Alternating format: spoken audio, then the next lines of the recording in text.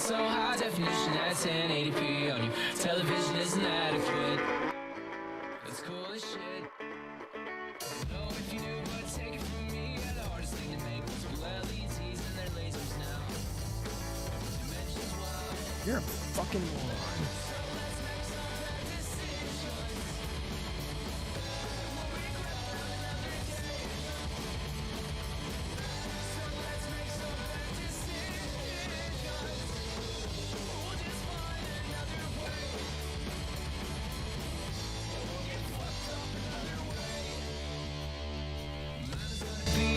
Dude, I should totally get high, but I got an interview I got to do tomorrow. Dude, I would love to get high. I would love it. What up, Vito? It says wowza. I don't know about that, Phoenix. I think your mama and papa had something to do with it.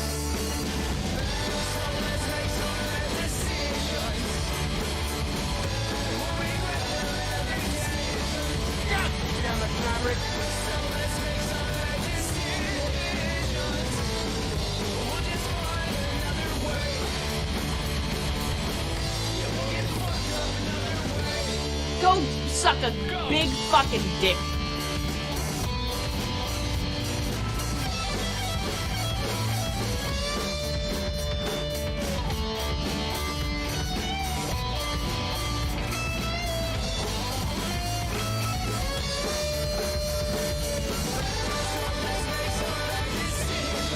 God damn it, Maverick!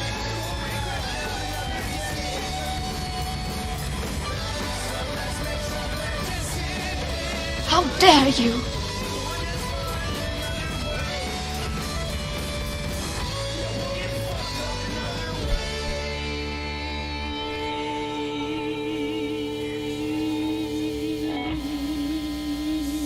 I can't help but be racist. It's true. That was Bukkake Drive-By and his band Quitter. He's done one thing right, which is make that song. That's about it. Now, come on now. Hello, fellas. Spazbo, what's up, man? He says, did I get in the Texas Chainsaw Massacre beta? I don't know. Let me check. I see you guys are playing that in the Discord right now. Yes, Luke Williams. Hello, buddy. Cliff is tomorrow. Cliff was going to be today. And we got our signals mixed up. And he was like, oh, fuck. And I was like, oh, fuck. And he's like, can we do it tomorrow same time? I said, yeah, no problem. So tonight, for a little bit, we're going to shoot the shit. Pretty much any topic goes. We can talk games. We can talk movies. We can talk politics. I don't give a fuck. I definitely have some weird motherfucking shit to talk about based on some research. How much is that? What Susan says, what's the deal with pants? Am I right? You know, the mic, I wouldn't know. I was very grateful to get a gift from the Last Stand Media folks. They just said, I think I was talking to Colin doing a show with him a couple weeks back, and he was like, well, you're coming in a little hot. And I said, well, thank you. And he says, no, you all so-and-so, I mean your audio. And so he says, look, let me send you something. We just hooked up Gene with a mic set up, and I'll have Dustin send you one. So Dustin sent me this, and my understanding is it's quite the cost, which I'm insanely grateful for, but I really wouldn't know because I didn't buy it. Jaffe's going to be uploaded. Maverick says, Jaffe, will this be uploaded? I'm kind of sleepy. I want to watch this later. I don't know. Because if I get really high, you know, I don't know. It depends what I say. Maybe, though. You just read Cliff's autobiography? Yeah, right back there at Control Freak. It's great, isn't it? I mean, I don't know if you enjoyed it. I thought it was excellent. I was very pleasantly surprised by how just, you know, deep the guy is. I mean, I don't mean that disrespectfully, but I mean, you know, he comes across as his public persona, you know, as what he comes across as, which is kind of, you know, very much just like a lot of attitude, a lot of talent. But it's only in, you know, and I know him personally, but I'm not like great pals with the guy, so I haven't really ever had like a heart-to-heart with the dude. But reading the book, you're like, wow, this guy really is a, you know, he puts a lot of personal shit in his games, and he's a very emotional, empathic fellow. And yeah, it was a really good book, man. I agree. Do you think aliens are real? Says Mike the Man. Yeah, of course. Well, I mean, yes, of course. I mean, there's not even a question. Of course they're real. I mean, do I think that they're necessarily flying above Earth right now and they've had contact with us and this, that, and the other? I have no way of knowing that. I don't know. But do I think that we are the only sentient life form in the universe? I mean, gosh, I mean, it's possible, but no, I don't think so. I think there are, you know, I mean, let me tell you something, man. I don't even know if we are,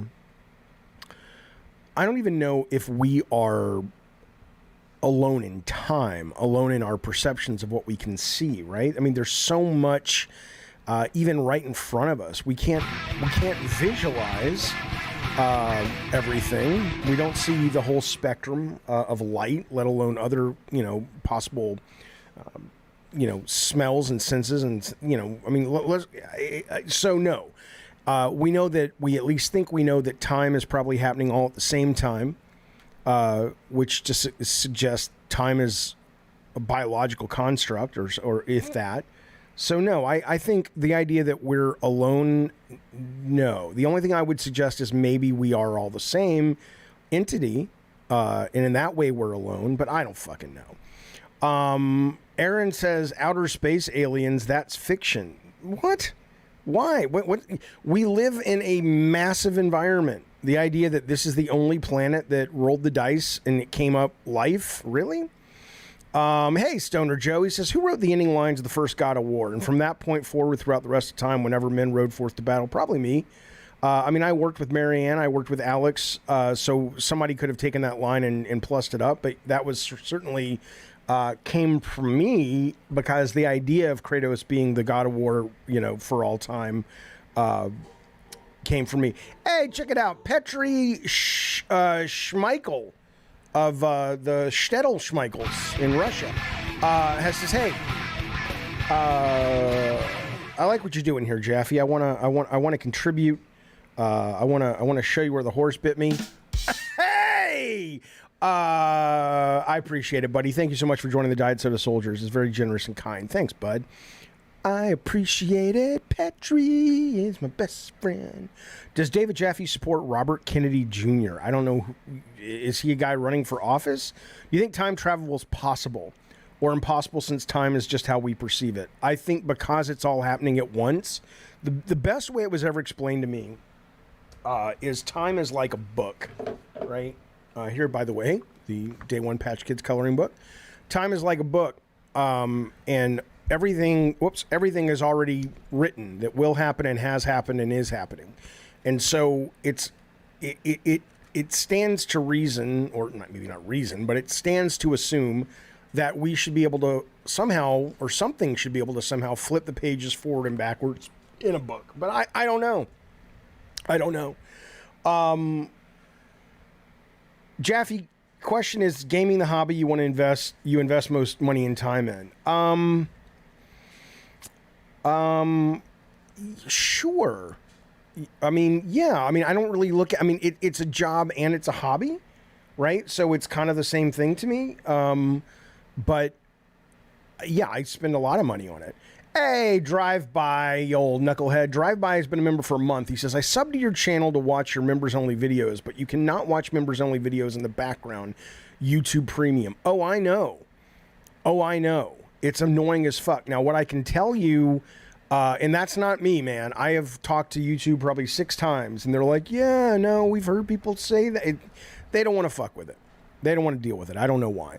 But what I am trying to figure out, though, Drive-By Joe, is will the podcast, which is now a YouTube podcast that comes through YouTube Music, I know that the members-only videos are up there, and can you watch it with the screen closed on YouTube Music if you're a member? I would love for you to let me know, because that should at least allow you to listen to the show while your screen is doing other things. But yeah, no, I'm with you. The YouTube app doesn't let you do it, and it's annoying as fuck, dude. Jaffe, do you think if Twisted Metal 2012 came out a year or two earlier before the end of PS3 and the online net code was working, it would have been bigger? Sure. Yeah. Fuck yeah. I mean, I don't think the date it released was bad, other than it was coming right on the tail of the PSN hack, right?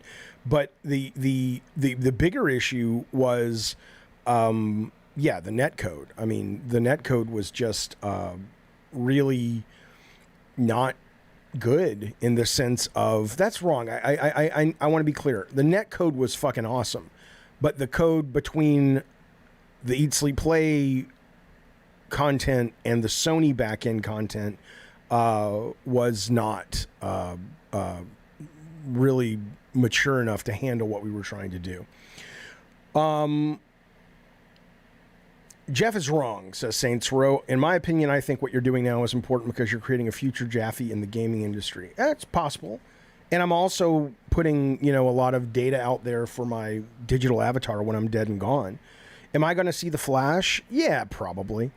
But not in the theater. I'm not like, oh my God, I can't wait to fucking see it. The only thing that I currently plan on seeing in the theater this summer is Indiana Jones, just because I love Indy, even though here it's not very good.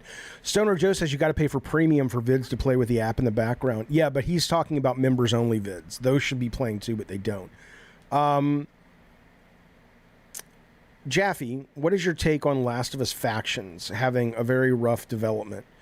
I think it's fascinating, actually. I mean, I really do. I think it is the idea that you have one of the most talented, if not potentially, arguably, the most talented teams on the planet when it comes to a certain type of game. And there used to be a time back when I started in games that you could pivot pretty easily. You could make a platformer and then a racing game and then a Jungle Strike isometric shooter or whatever. Those days clearly are long gone. It's not to say that everybody at Naughty Dog isn't talented enough to figure it out, but when you're spending the kind of money you're spending, I think it's not dissimilar to hearing, really, when you think about it, when the Forza team is like, hey, let's make Fable. And it's like, what? All you've been doing is making amazing racing games for the last 10 years, right? So, I mean, it's a little different because I know Last of Us had their multiplayer, which was actually quite good, and they've done some multiplayer in the Uncharted. I mean, they're not as new to the genre.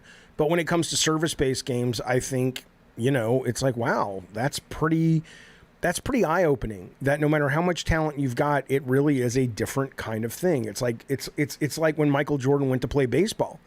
They say, at least if you watch The Last Dance, the documentary, that if he would have stuck with it, he probably would have become a pretty darn great baseball player. But his clear talent and what he had nurtured his talent was with basketball, obviously. And so I think it's really interesting to see that. And it's also, the thing that fascinates me most about it is now Sony realized, I mean, again, we don't really know what happened. It could simply be that the minute Bungie came over to the Naughty Dog offices and said, you guys are going to have a real problem with sustainability with this game, they may have been like, oh my God, you're so fucking right. Okay, let us think about these 20 things we could do. Let's slow down. Let's slow down production for the next 6 months, and let's get a skeleton crew together and figure out what 5 things from this list that we created with Bungie. It could have just been smooth sailing and it just kind of sucks, and we got to deal with it, but this is a learning curve, right? Or it could have been, holy shit, we didn't know what the fuck we were doing, and let's fucking back out of this fucking nightmare, because in order to do what we need to do to make sustainable games, it runs right aground against the artistic single-player stuff that we love and we're so good at. So let's just kind of pretend it never happened and go back to work. We don't know, but I'm very excited for someone to drop that news, because I really want to know what happened when Bungie visited Naughty Dog. Let me tell you something, by the way. Somebody in the chat was asking, what do I think happens when you die? I mean, of course I don't know. But I do want to tell you something that's really interesting. There was a study that came out, and you can read about this in Psychology Today. Is that right? Psychology Today. And it's literally titled, Can We See Dead People? Okay? There are a group of researchers that got together, and they have basically said research has consistently demonstrated that between 47% and 82% of grieving people may experience the presence of a deceased person while grieving. Some researchers question if these numbers are too low, since bereaved people may not openly share this experience due to fear of stigmatization and or are worried about having their mental health questioned.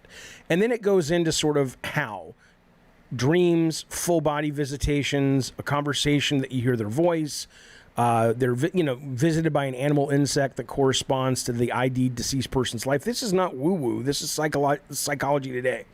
Feeling the deceased give a hug or smelling their fragrance, electronic devices flicking on and off.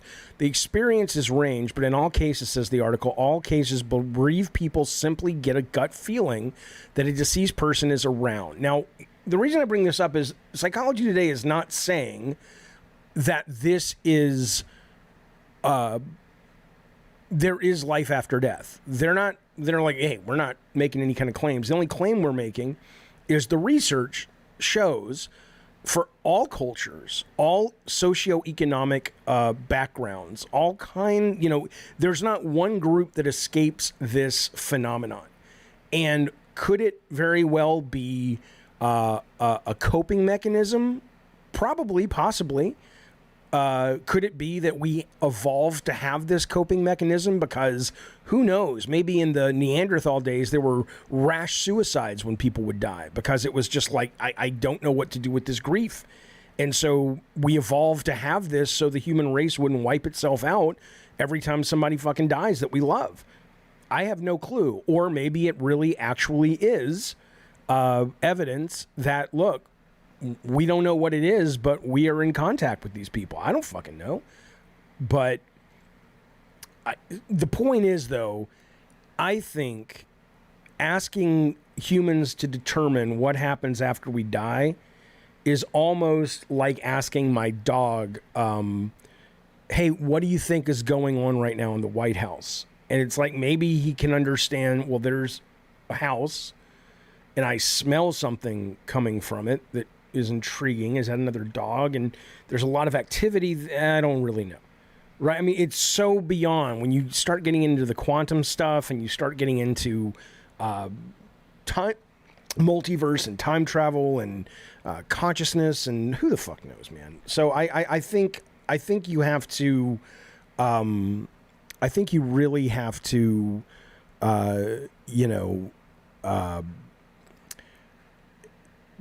to quote a character from the old show MASH, ladies and gentlemen, take my advice, pull down your pants and slide on the ice. Basically, you just got to roll with it. You don't know. You got to just let go. You got to let go and see where it takes you. Jeeves says, release of endorphins when you die brings back a slew of good memories. Sometimes these memories contain people who are probably dead. They're not saying that, though. They're not talking about deathbed experiences. They're talking about when you are bereaving or when you are mourning the loss of a loved one. So you may be you're healthy. You're not on your deathbed. Do you think Sony appealing to the ESG for investment money will last at the company? What is the ESG VP of Renum Spoons? Think about that. What do you do, man? I'm a VP of Renum Spoons. What do they do over there? We rent spoons. We originally were going to have like a clever name like, Scoops with a Z. But ultimately, we chickened out and just said, let's just say what we do. And it's been really well. We've built a really nice nice business at We Rent Spoons. Ever since Jim Ryan, it's just bad news back to back. Well, okay, Doomslayer, I don't know about that.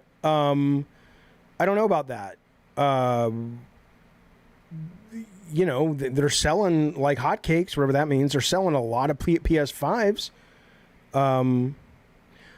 So, yeah, and I got to push back on Stoner Joe for a second, where he says, when you die, you go into the ground and you decay. Life goes on. I think I will take issue with the folks who are obsessed with this kind of what you see is what you get. And people want to believe in something so bad because they're afraid of death.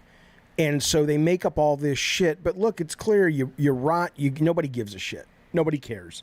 Death is just part of it. Just deal with it.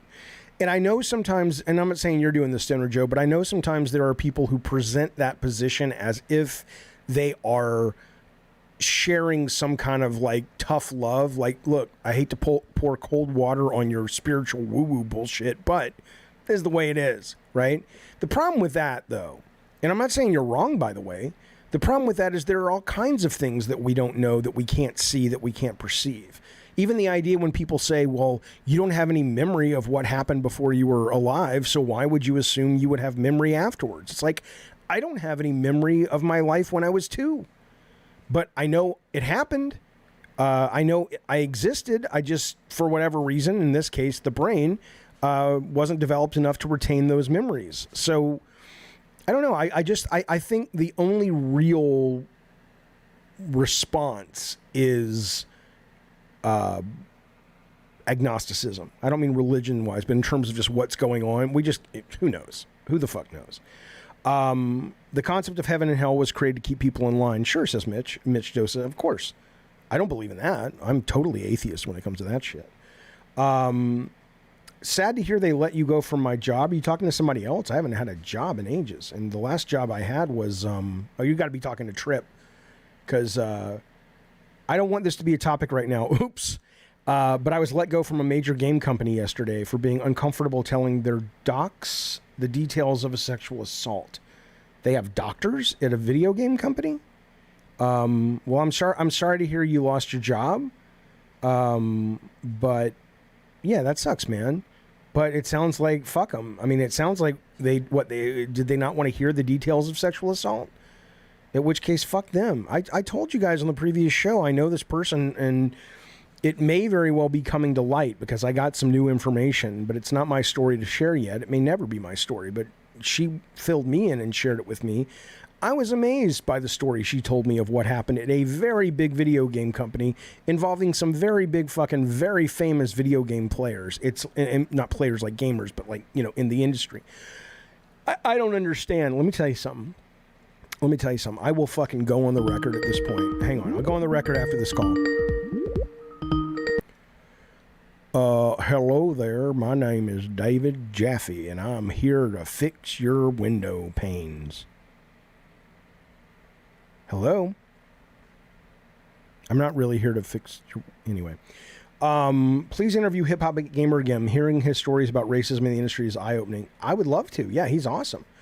Do I agree with the idea that life is about purpose? No. I mean, I don't know, but... What? I don't know.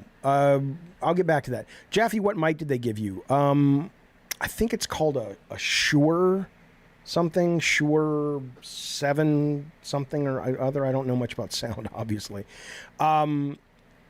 They made me tell details. I just wanted a week off, says Tripotamus. Oh, the insurance. So wait, Trip, are you saying sexual harassment occurred to you and you refused to get into the details, so they fired you? Is that what you're saying? But no, I will. Here's what I'll do. I'll go on the record to say that, and I'm not making a joke or anything, but I have always felt like a man. I have always felt male. I have never had any kind of, body dysphoria, body dysmorphia. Never, ever any of that. But I'll tell you, here's the but. Let me get the call first. Hey, it's Jaffe. What's up? If you keep hanging up, baby, I'm going to just turn off the phone lines. I can talk to people in the Discord. I'll give you one more shot. Then we can talk or not, man.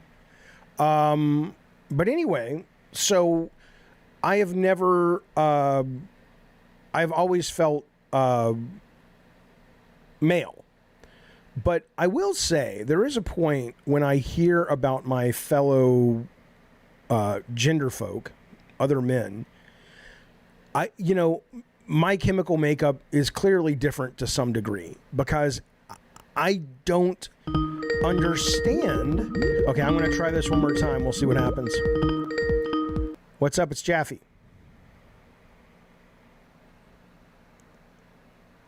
Hello? All right, we'll just kill Skype tonight. Sorry, we'll take off the red phone. I'll figure out what's going on. But I don't understand why. And if you do want to call, join the Discord, put yourself in the call-in waiting room. We'll talk there.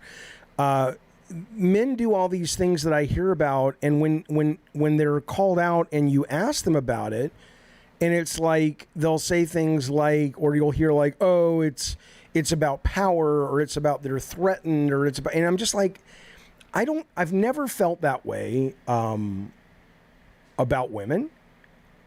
I've never felt that way about humans, and I know a lot. I mean, I don't mean to throw men under the bus, but it sounds like a lot of men clearly do. You know, that they really seem to have some kind of fucking inability to keep their dick in their fucking pants, and it's like they can't get their heads around the fact that a lot of women don't really fucking want, you know, their advances the way they're doing it, or maybe at all. I don't get it. Oh man, the news about Ashley Johnson, voice actress, and her toxic piece of shit ex. I haven't heard anything other than, you know, that she was harassed and there's a restraining order, but I don't know kind of what else is going on. Sexual harassment happens all the time at the G&G mods. Well, sure, but that's part of the package. That's part of the gift. Well, Tripotamus, I'm sorry about that, buddy. Yeah. Listen to me, Rob the Mod. I don't know how much the mic cost. I just know that people tell me it sounds better, which makes me very happy because I know my audio was terrible. Some creepy guys out there says you're a meshy, but very often sexual harassment is because the guy was ugly and was too abrasive. Yeah, that's kind of horseshit. That's horseshit too. You know, the idea, this is what I hear a lot. I hear it's like, if you are a really attractive guy, you can approach any woman for the most part. And if she finds you attractive, she is not going to call it sexual harassment. She's going to call it flirting. But if she finds you unattractive, then you're in trouble. And you know, I'm sure that exists. I'm sure that is a thing, but I don't think it's as much of a thing as a lot of men just kind of read into shit, man. It's like, I mean, you know, women are scared to be in elevators and to be, you know, walk in front of men and all kinds of stuff, and men don't even get it. You know, if you go up to a woman and you approach a woman and it is in a situation where it's understood. Now, here's what I will tell you. If you approach a woman and she finds you attractive, of course, you're going to have a better chance of her, even if she didn't want to be picked up or wasn't in that headspace, of connecting with you. Sure. But you know, that doesn't mean that most women will assume that you are a creep because you approach them. But I do think more and more most women that I've talked to are like, please, I'll let you know when people need to approach me. It's not a fucking romantic comedy. What was I watching the other night? I was watching a movie or a TV show, and the guy did something. Oh wait, it was fuck, as Roy Kent says. What was I fucking watch? It was really good too. Hang on, fellas, I gotta think about this. I want to remember this movie. It was a Marvel movie, I think. Quantum Mania, maybe? It was something where a guy was doing something, and in the movies, it was like, wow, isn't that romantic? And I think guys grow up and they think, oh, well, that's how you're supposed to do it. And it kind of turns out, it's like, dude, that's just fucking creepy, you know? I don't know, whatever. Don't be a simp. I'm not a simp, but I'm also not an asshole. Metoo ruined the progress men and women were making. No, it didn't. Men should not be terrified of women. What men should do is go, oh, you know, again, I have a little bit of a beef right now with Andrea Renee, but I don't want to get into it again, only because I'm like, I've explained myself. But I do, when women tell me these days, when I say, well, how are you supposed to meet somebody if you don't just approach them? And then they say, well, why are you approaching them? And when you really drill down, it's because you want to fuck them. The only reason you're approaching that particular woman and not anybody else in the bookstore is that when, unless there's something very specific, like, oh my God, she's reading a book that no one else likes and I love it, I got to talk to her. That's different. But if you're approaching her and it's clear because you just want to fuck them, which is a fine thing to want to do, you have to understand that they know that. And now they have so many other options, which is great, that they're like, look, I'll let you know. I'll go to a singles bar. I'll go on a dating app. I'll be set up at my friends. But if you fucking approach me just out in the wild, what's the point? What do you think's going to happen?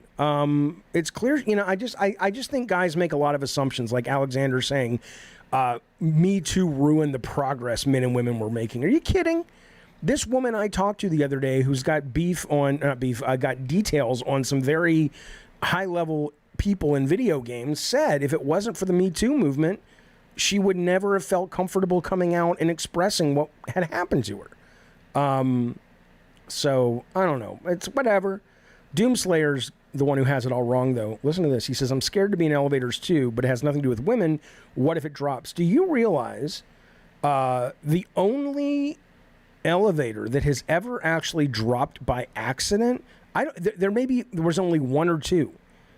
The worst elevator accident happened in the not World Trade Center, the Empire State Building, where a plane, a little prop plane, crashed into it in the 30s.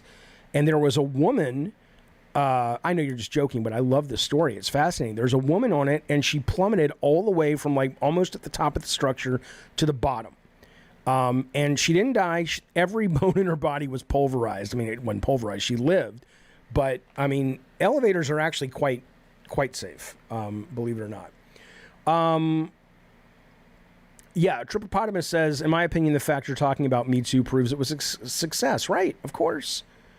Look, men who before, let's put it this way, if you were affected by the Me Too movement, then you were part of the problem. Because Rob says that lady was me.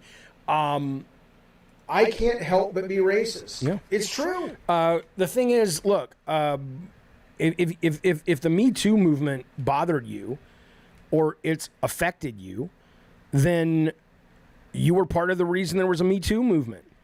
Because even before there was a Me Too movement, I was respectful and conscientious. Stoner Joe, thank you for that super chat. He says, I once sent a woman about $500 and got excited by her ankle when I saw her randomly. I'm 30. It's getting weird, dude. Listen. There's nothing weird about that. It's weird you sent her $500. I mean, what was the reason? Unless you were like, show me your ankle and I'll send you $500. And that's not even weird. It's not even weird. I'm tired of all that shit. I'm tired of everybody shaming everybody. Everybody's fucking weird. Wouldn't life just be better if we just stopped acting like we're, quote, normal? Nobody's normal. There's not a goddamn person who's normal. Everybody's fucking freaky and weird and crazy. And Cosmic Bandito's not wrong. He said that, you know, you could see more for $500. Yeah, what is it, Adam? Ahmed Ib Adam says, I have an important question, Jaffe. What's up? What do you want to talk about, Tommy Tallarico? What about it?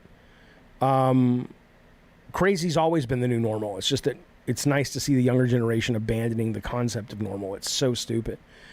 Can you get better devs on the channel? No washed up devs. Give me an example. Who's a washed up dev that I've had, and who would you like to see? You're saying Tommy is weirder and crazier? I mean, I don't know Tommy terribly well. I know him enough that I've never experienced him being weird and crazy. But he might be. I like Jade Raymond, says Alexander. She never falls for victim bait in interviews and sees her being a woman in the industry as a gift and an advantage. Cool. If I want to get into a studio that isn't explicitly woke like Bungie, which would you suggest? I don't even understand what you're talking about. You want to get into a studio that isn't woke. Define what would that studio, help me out with this. What does Bungie do that makes them woke? And then I can kind of use that, ballpark definition to sort of maybe suggest a company that doesn't do what Bungie does that you call woke. NATO says, Jaffe, excuse-moi. French fucker. But you became so woke, it's just disgusting what that lady said about you. I just liked you a bit more when you were a bit edgy and not trying to get along with everybody. What are you talking about? What do you really think I'm trying to get along with everybody? Do you know how many bridges I've burned doing this fucking show? But let me give you a little tip, NATO. I was not edgy. I was me, and I'm me today like I was me back then. I do not, yeah, I'm toxic now. I do not go out of my way to be a character. I don't try to be edgy. I don't try to be not edgy. I just, am an honest fucking guy. Most people would say I'm woke, though. Yeah, I probably am. I'm happy to be woke. It beats the opposite. You kidding me? Cosmic says, obviously treating people with proper amounts of respect that they deserve as individuals is woke. Yeah, I do shop at Target. I'm woke. Absolutely. Ahmed says, I mean a studio. He's asking about the non-woke studios. I'm Muslim, so can't be taking part in putting pronouns when they're... Why can't you be taking part in putting pronouns on documentaries? Studios that have LGBT flags around studios, etc. What are you talking about? One of the most devout Muslims I know is a non-binary... I don't know if she's not trans. She's non-binary, asexual, all the kind of purple hair shit that you guys seem to hate. And she's fucking astoundingly talented, and B, she's a super hardcore Muslim. What are you talking about? I assure you there's not, I don't assure you, you would know, but I imagine there's nothing in your religion that says you have to be an asshole. What does that have to do with being a Muslim?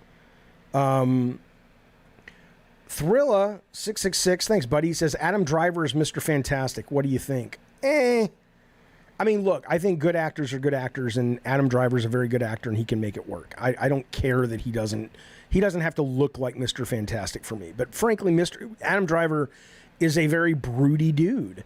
At least he comes off that way. He doesn't, Adam Driver seems like, literature. He doesn't seem like fun summer novel or summer, paperback reading at the beach. And it's not that Mr. Fantastic needs to be that, but he's also not brooding. He's not Namor, right? He's still, he's a little bit of a kid still. He's got he always lights up when he talks about science and all the shit that he loves and everything. Driver just seems too intense. I wouldn't want to go as far as someone like Paul Rudd, of course, because he's a little too flip and too casual. But you need somebody kind of in between that. And I certainly do not think Adam Driver fits the bill. But he's an actor, and he's a good actor, and he can certainly become that if he wants to. Am I seeing Spider-Man next weekend? Probably not. I will eventually see it, but I'm not going to go. I'm not going to go out into the world and watch it in the theater. Will says, I know you're not a journalist. Goddamn right. But when you interview people, your questions are leaps and bounds better than 95% of any questions or any games media outlet could ask. Keep being you. Thank you, Will. I think a lot of that, though, is that they have a different agenda, and they are unofficially part of the PR apparatus for the most part. Part of that is that's the job. They have to be to retain access to these people. I like to talk to these people more about their emotional and their human side and how that affects their work. That is what I genuinely find interesting. A lot of people, like if IGN goes to talk to someone, part of it is, look, we need to ask you these fucking questions, and they know a lot of them are boring as fuck, but ultimately it drives traffic because it's like, hey, here's Mikey Barr from Blizzard, or here's what's his name, Ferguson from Blizzard, talking all about Diablo 4 class systems, and that's what a lot of people click to go see. So for me, I don't really have that responsibility, and so I can just ask questions as more of a personal thing, which is the only reason I want to do it. I would have no interest in doing proper interviews. Then go fuck themselves. Thank you, Doomslayer. Alexander says, these fucking woke game journos never fail to take a shot at Jaffe and smear him when his name is brought up. Oh, I know they hate me. They hate me. Did I watch the $6 Million Man back in the day? You goddamn right. I watched him. I watched the Bionic Woman. I had the Bionic Man and Bionic Woman dolls, and the Bigfoot doll and the Oscar Goldman doll. And you were asking what I grew up with loving. I loved $6 Million Man. I loved Wonder Woman, Spider-Man, Hulk, all the Marvel characters, Indiana Jones. I actually loved Indiana Jones more than Star Wars. I loved the Flash Gordon movie. I was a big geek. Dilly D. Hello, Dilly D, you old so-and-so. He says, Jaffe, are you a puzzle game guy? Not really. With the announcement of Talos Principle 2, I finally want to jump back into 1 and restart. Everybody was telling me when I was like, who cares about this? And everyone who played it was like, dude, it's really fucking good. So I'm sure it will be. I'm sure it's going to be awesome. But it's not my cup of tea unless I just hear it's amazing. Get Kojima on about Death Stranding 2. I mean, I don't know if I could get Kojima on. I don't know if he would be willing to come on. I just don't see what would be in it for him. But I mean, I can ask. Jaffe, I don't know if you'll see this. I did. But what are your thoughts on EA turning down American McGee for Alice Asylum? I think two things. I think first off, we don't know the whole story. Maybe he's a hard guy to work with. I've met him a few times. Seems like a nice guy. Maybe they're like, look, single player games like you're pitching here that are like 8 to 12 hours, those days are gone. Certainly for a company like EA to fund for the most part. Even EA Originals have said they're going to try to be doing some bigger stuff than they were. So it may have just simply been that. But my understanding, I could be wrong, but Alice is in the public domain, so you don't really need EA. I mean, yeah, let's put it this way. You need EA if you want it to be the canonically correct Alice. But, Sean Connery came back and was James Bond in the 80s with Never Say Never Again, the same year that Roger Moore was out with the same character. And those officially don't exist in the same world, but, everybody knew it was 2 James Bonds that summer. So if McGee is like, fuck it, I'm just going to make it myself and I'm going to kickstart it or go to a smaller company and we're going to make this game about, it's pretty much the story of the third part of Alice and I'll tweak it enough that it's not going to get sued, I think he could do it. But I don't think it's EA's jam anymore. Do I regret leaving God of War after 1? God, no, not at all. I mean, look, I could have been a hell of a lot richer because the main reason I left was to start a company and sell it because I saw friends of mine in the business getting really wealthy and I'm like, this is ridiculous. I want to have that kind of money. I want to have that kind of freedom. And that never worked out. So I regret that what I wanted to get out of leaving never came to fruition and I would have made a lot more money if I had stayed. But in terms of the day-to-day work, no, I don't regret it at all. Me and Spaz have been playing Texas Chainsaw Massacre, fun game. Yeah, I mean, is it, Rob, is it drastically different than like Evil Dead or Dead by Daylight? Or is it like, if you like those games, you like this, but it's kind of the same thing with different visual style and fiction? I liked your, Vitafun says, I liked your hitting Jeff with the category being broken on Game Awards, and where'd he go? Hang on now. I felt he sincerely heard your criticism. I'm glad. I thought he did as well. We'll see what happens, though. Hey, there's Carlos Hernandez. He says, on the whole woke thing, I find awesome someone as woke as Gene Park is able to interact with Colin and others, but the rest of the game journalists won't. I mean, again, man, I don't understand. When Andrea Renee called me out on her podcast the other day, last week, there weren't a small number of people that were saying that's because you fraternize with Colin. And I didn't respond. I'm like, okay. I mean, I have never heard what Colin has done to upset these people so much. I don't know. And I'm not some,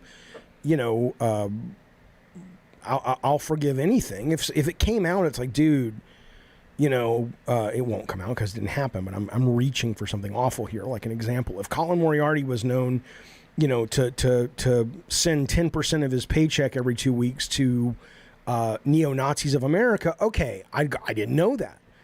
But there's nothing he's ever said or done that I have been like, oh my God, that's horrible, right? I mean, he doesn't even have things in his past, really. Like, Patrick Klepek, and I don't mean to pick on Patrick, I don't know him, but he's the one that did these really terrible things that should have gotten him not canceled, but called out, like using the N-word and talking about rape as a joke and just all kinds of stuff that's like, okay, and he was younger, he was in college, but he kind of walked it back and said, I'm not that anymore, and everyone's like, okay, no problem, Patrick. So you would think that Colin must have just done something terrible. But honestly, I really think probably what it is let me tell you guys briefly, and thank you for the super chat, Carlos.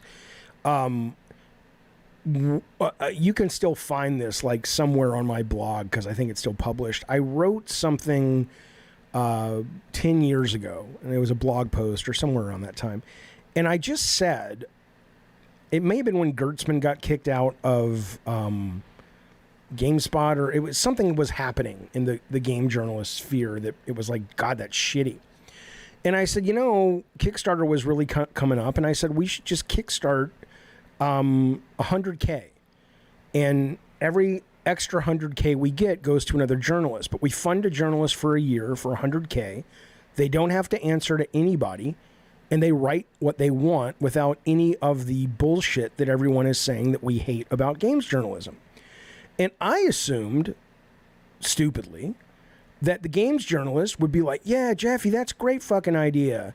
And instead, it was like, you're an idiot. You don't know how much game journalists make. We don't make near 100K. And I'm like, yeah, but maybe you should. Maybe the best ones should, right? So I think they have kind of a low opinion of themselves to begin with. And then when Colin busts out, and he basically, with the Day Without a Woman tweet that I thought was, it was sexist, but it wasn't. I don't think it means Colin is a sexist. I think it's one of those jokes that up until 5 years ago you would have seen like on ABC, Home Improvement. And it would be like, those silly men, men are from Venus or wherever the fuck they're from. And women are from Mars or the vice versa. I don't fucking know. But it wasn't mean-spirited. It wasn't intentionally sexist. And I think they liked that they thought he got canceled for it. And then he rose like a fucking phoenix from the ashes and making more money than any of them. That's probably what they really don't like. I don't get the sense a lot of these journalists that you're talking about are self-reflective humans. Like, they seem a lot, not all, of course not all. But a number of them seem pretty petty, and they don't seem like they go to therapy or meditate or work out their shit. They just kind of seem to be in this little fucking bubble. But I don't know. That's just me reading from afar. You want to get a Charles in Charge reboot? What about a Small Wonder reboot? What about that? Huh? Put that in your fucking pipe and smoke it. Would you agree that Miyazaki is the greatest game director active right now? That's from You're a Messy. You're Messy. I mean, it depends on the genre, right? I think if you're talking collectible card game titles, it's Ben Brode. I think if you're talking sort of single-player experiences and immersive experiences, it's easily Miyazaki. Maybe the guy who just put out, I don't know his name, Tears of the Kingdom is going to give him a run for his money. But, if you're talking about single-player, narrative-heavy, high production value, you could say it's Neil Druckmann.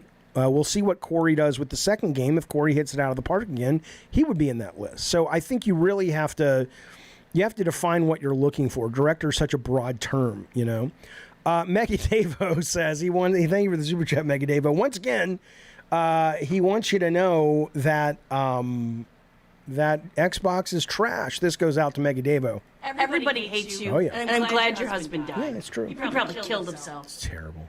It's terrible. Rasmus, thank you for the super chat, buddy. He says, Jeffy, keep talk your politics and your views in gaming videos. This community needs to hear it. Okay, now I understand. And kids here, listen. Keep it up. Also, Game Pass make games cheap and low quality. Trust me. I don't trust you. I think you're absolutely wrong. I think you're confusing a business model effect that actually you have no evidence to support. But the first part about, I love talking politics, but I understand a lot of people come to the channel and they're not here for that. That's why whenever I do talk politics, like I'll talk politics today, because I make it very clear this is an anything goes chat. But 95% of the time, I don't really want to get into that because I know, a lot of people come here for, escape from that shit. Okay, where did that go? I don't want to miss this one. Sample 80. Thank you for the super chat, buddy. He says, I recently marathoned the PS2 games and felt the expanded scope and fragmented level variety of God of War 2 took away from the fluid pacing of God of War 1. Okay. I mean, I think God of War, I haven't gone back and played God of War 1 or God of War 2 or God of War 3 since they shipped. What I will tell you is that when I did go back and play God of War 1, and I didn't finish it, but I was very happy and proud and surprised by the way that game still is paced. It really moves, and I love that about it. I'm very proud of that. We put a lot of work into that. King of Games says all the best game directors seem to be Japanese. You know what's really interesting? So when I started in games, the Japanese game developers really were like the Mount Olympus gods of video games. I mean, you sat in awe of the Miyamotos of the world and the Yu Suzukis of the world, and it was like, how do they do it? How do they do it? And then over time, America became a bigger market. What gamers worldwide seemed to want was the more American market sensibilities. And that kind of, it's not like Capcom stopped making great games. But they did stop having as much of an influence into the zeitgeist as they did. A lot of it also was the console market over there was nowhere near successful because mobile was massive and still is massive. But I will agree with you that the last maybe 5 years, you are starting to see this really exciting resurgence. I mean, whatever they're smoking at Capcom, I want some of that shit because it's clearly fucking amazing. Steep T Gaming, thank you for the super chat, buddy. He says, you're on a deserted island and are stuck with a mediocre car combat game. Vigilante 8 or Star Wars? Which do you choose and how long before you go insane? Thanks. I would choose Star Wars, not because it's better. I don't think it's better, but I think the brand would allow me to have some comfort along with just the game. And so I would be able to enjoy my memories of Star Wars. And I would enjoy trying to unlock everything just to get more Star Wars juice out of that. I don't know what you get juice out of what comes, an apple, whatever. Fuck you. But that's what I would say. Jaffe, have you ever played Yummy Nikki? I feel you would like that game if you were Stony Baloney. I don't know what it is. Never heard of it. I think Spider-Man 2 is rushed and has lowered ambitions due to Jimmy rushing it. No, I can't tell you the things I know. What I can tell you is when all is said and done and certain people are able to express certain ideas, and I don't mean this like it's some kind of conspiracy, but people are working and they work at these companies and various sister companies and they know things and they can't publicly say them yet. But I think what you are going to see with Insomniac is that they really do seem to be, and I don't mean this negatively because everybody I talk to there is very, very happy, but they really do seem to be all in on this quality of life experience where, yeah, we got to crunch sometimes, but let us build our stuff, make it as innovative as we can, but we're also building on a template that we know. And we're going to be innovative, but if push comes to shove, we know how to do good enough, and in some areas great, like graphics, production value, whatever, that we can sell shit tons of copies and still make for a happy workforce. And I think that's probably what you're seeing in Spider-Man 2. I think Spider-Man 2 is going to be great. I'm very much looking forward to it. But I think it looks very similar to the last one. And again, they didn't show a lot in terms of, they showed a lot of content in terms of duration.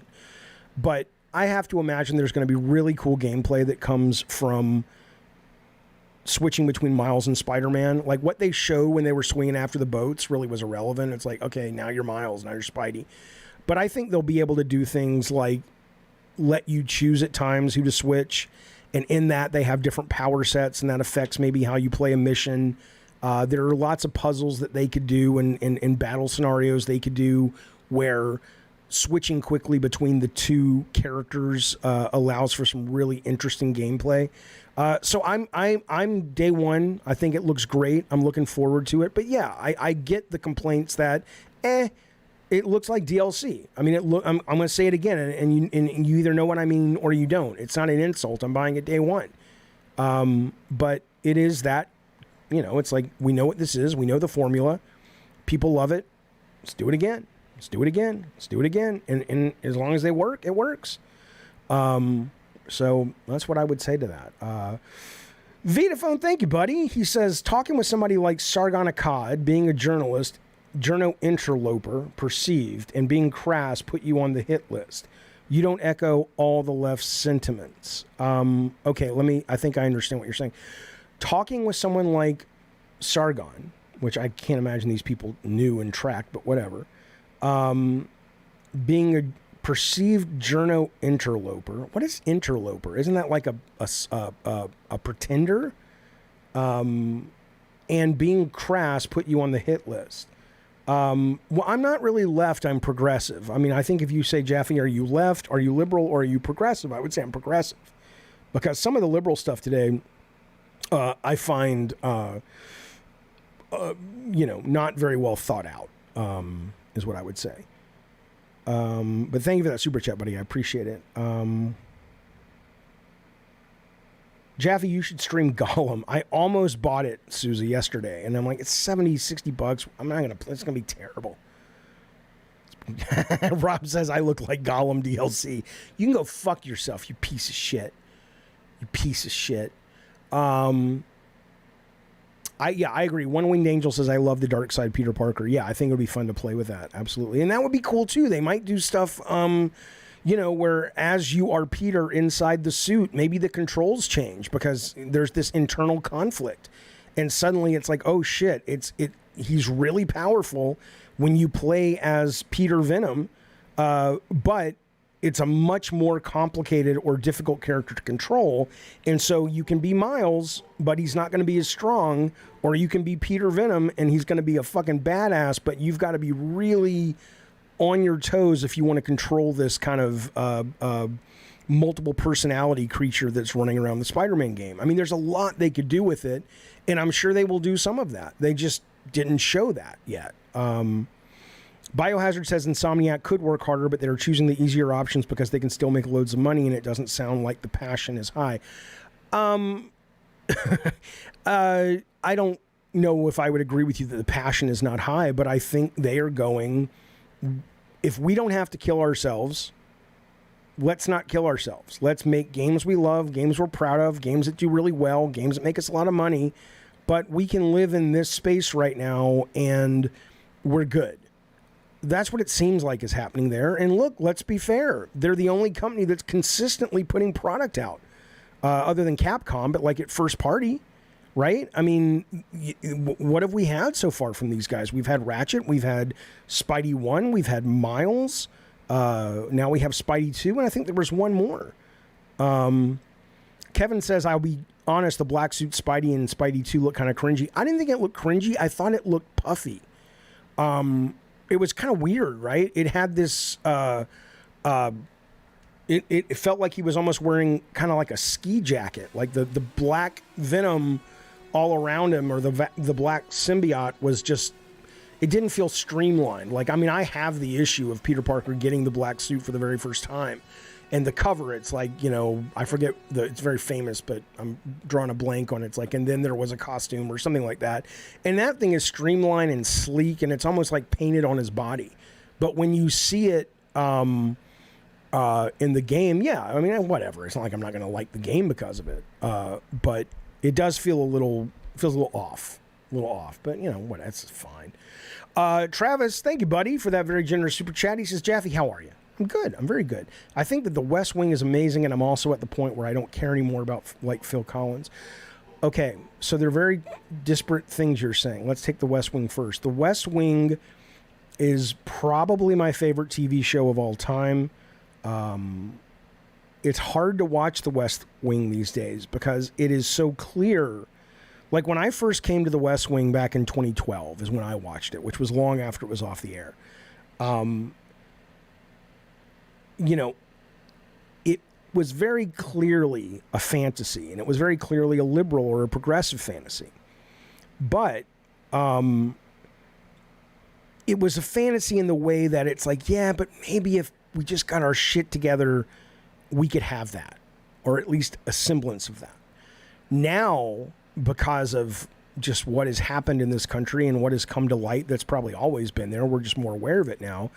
The West Wing feels almost as fantastic as Star Wars, right? It hits different now, and so it's hard to be as inspired by it because it's so clear we're never going to get there. But I love it. Phil Collins is a genius. He got a bad rap. I don't know why, and I don't care anymore either. Look, man. I've said this many times. I'll say it again. You go to your goddamn grave, but apathy, once you learn the art of apathy, everything just falls into place. And that doesn't mean, it doesn't mean depression. It means you learn the 95% of things you just start ignoring and don't give a shit about. Mike, it's Jaffe. What's up? Oh, Mike, you're on the show. All right, well. Hey, Jaffe, how's it going, man? Well, it's going all right. How are you? Let's make sure people can hear you. They can't hear you yet. Hang on. All right, what's up, Mike? Hey, so, just figured I'd call in and let you know that I've been catching up on your back episodes for the last month, trying to catch back up on current events. Had a hell of a month. Why? I came into so last month on the 18th, I had stomach pains, kind of in the middle of the night, and it just kept getting worse. So I went to the local ER, and I thought it'd be kind of, benign, nothing. Here we go. And I'm nervous. I'm already nervous hearing the story. Keep going. It's pretty fucked up, but I'm a lot better now. Good. Well, I'm getting there. So, and so to start the story, I've been thinking I'm doing pretty good because I've avoided COVID, and I haven't gotten it yet. I've been getting the shots. I work from home. I'm like, okay, I'm good. I go to the movie theater. Like, I live a safe life. I'm not a thrill seeker. Gotcha. And so I already have a disability, birth defect called spina bifida, which is fine. I manage fine, and I'm 37. I've been, I got my routine down. I'm good. So I go to the ER, and they take an X-ray, and they say, well, you've got gallstones. We've got to take your gallbladder out. I was like, okay, cool. Let's do that.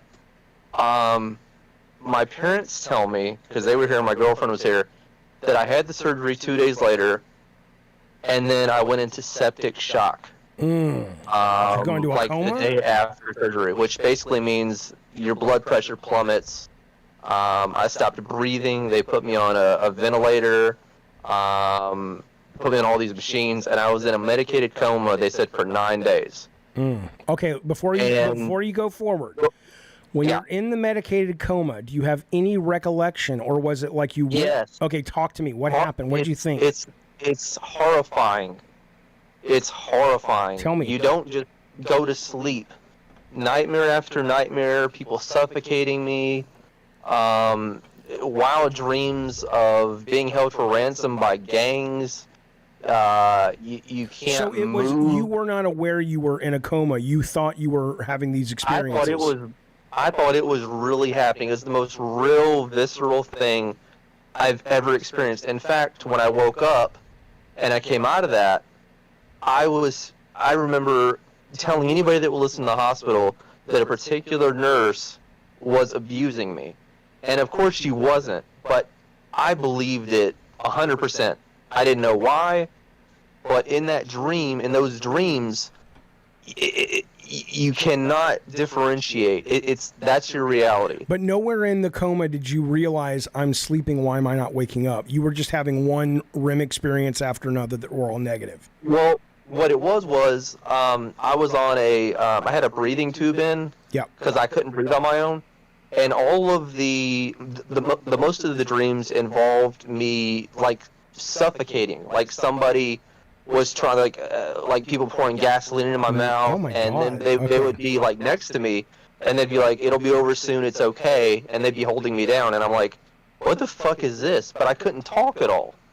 Okay, so And you I finally couldn't wake move, I up. couldn't fight. You finally wake up, and was that just Finally- did it just happen, or was there a dream where you were like clawing your way out of a closed coffin or something, or you So- just woke up? So when I woke up, I was out of the coma, but I woke up on a breathing tube. And when you have that breathing tube in you, your vocal cords the tube goes all the way down your throat, so your vocal cords are paralyzed.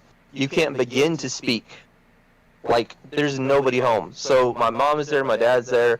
Everybody's like, "Hey, you can't breathe on your own yet, so you can't speak, but just try to relax." And it's like, holy shit.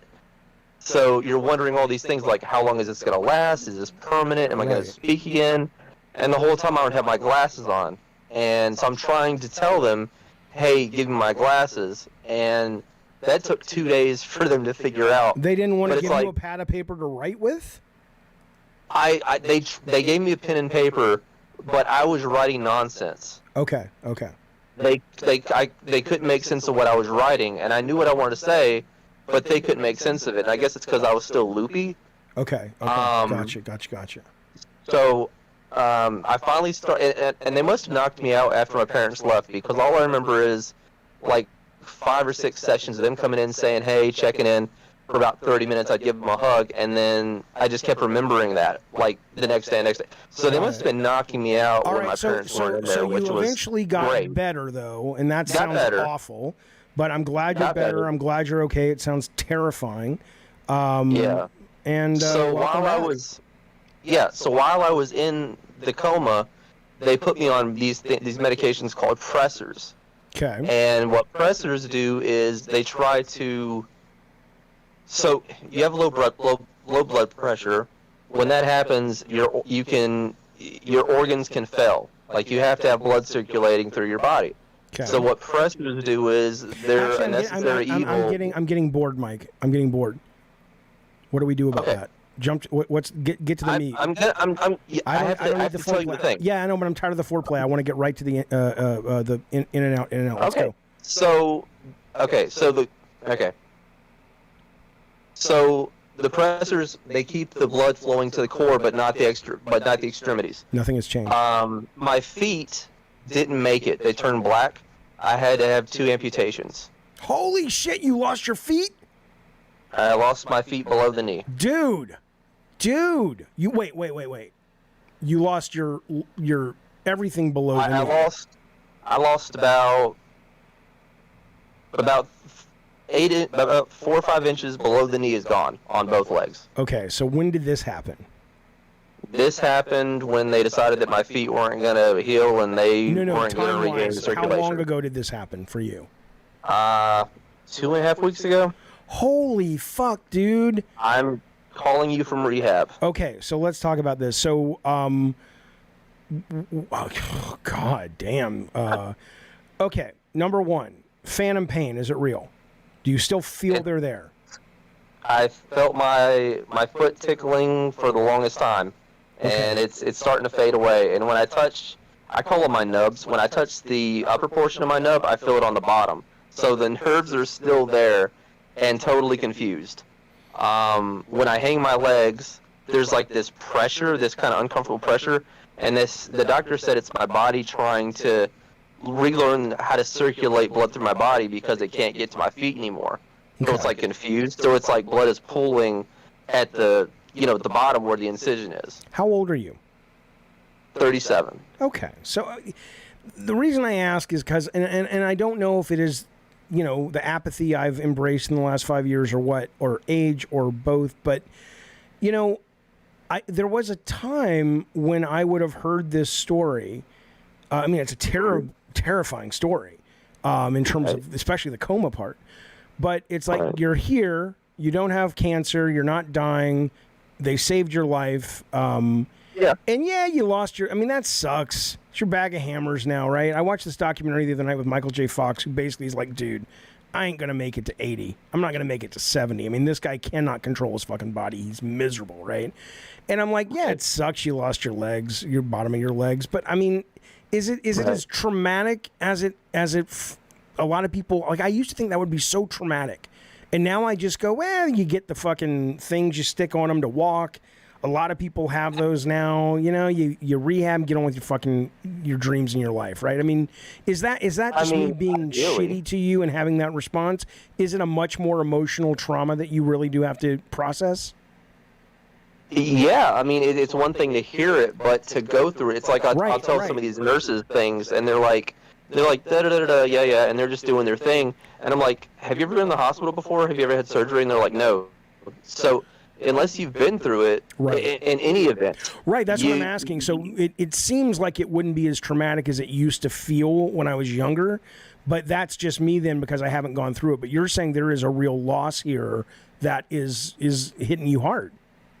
Well, I mean, so when I was recovering, like when I was coming out of it, they would say roll to your left, roll to your right in the bed, and it was all I could do to do that without passing out. I mean, the room would be spinning, and I was like, this is what it's going to be, you know, and I couldn't imagine. And of course, you're exposed to everybody. And of course, I'm not saying there's people who have it way worse than me. Of course, I'm going to live all these things. Yeah, I'm glad about that. But That's great. It's honestly the truth. I used to hear this, and it's like, you never know what tomorrow will bring. You never know what will happen. Yeah. And I was like, yeah, okay.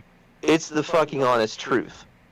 I never knew when I went to the ER, I'd lose 6 weeks. And yes, it could always be worse, but it's relative, right? I mean, yeah, of course. I've lost time. I've got to rebuild. I've got to learn how to do things again. And I have to wait 3 months before I can get those, before I can learn to walk. Because everything's got to heal. So I'm getting around on my arms and having to regain strength from that. And like I'm having to do like car transfers, like learning how to get from my wheelchair to a car.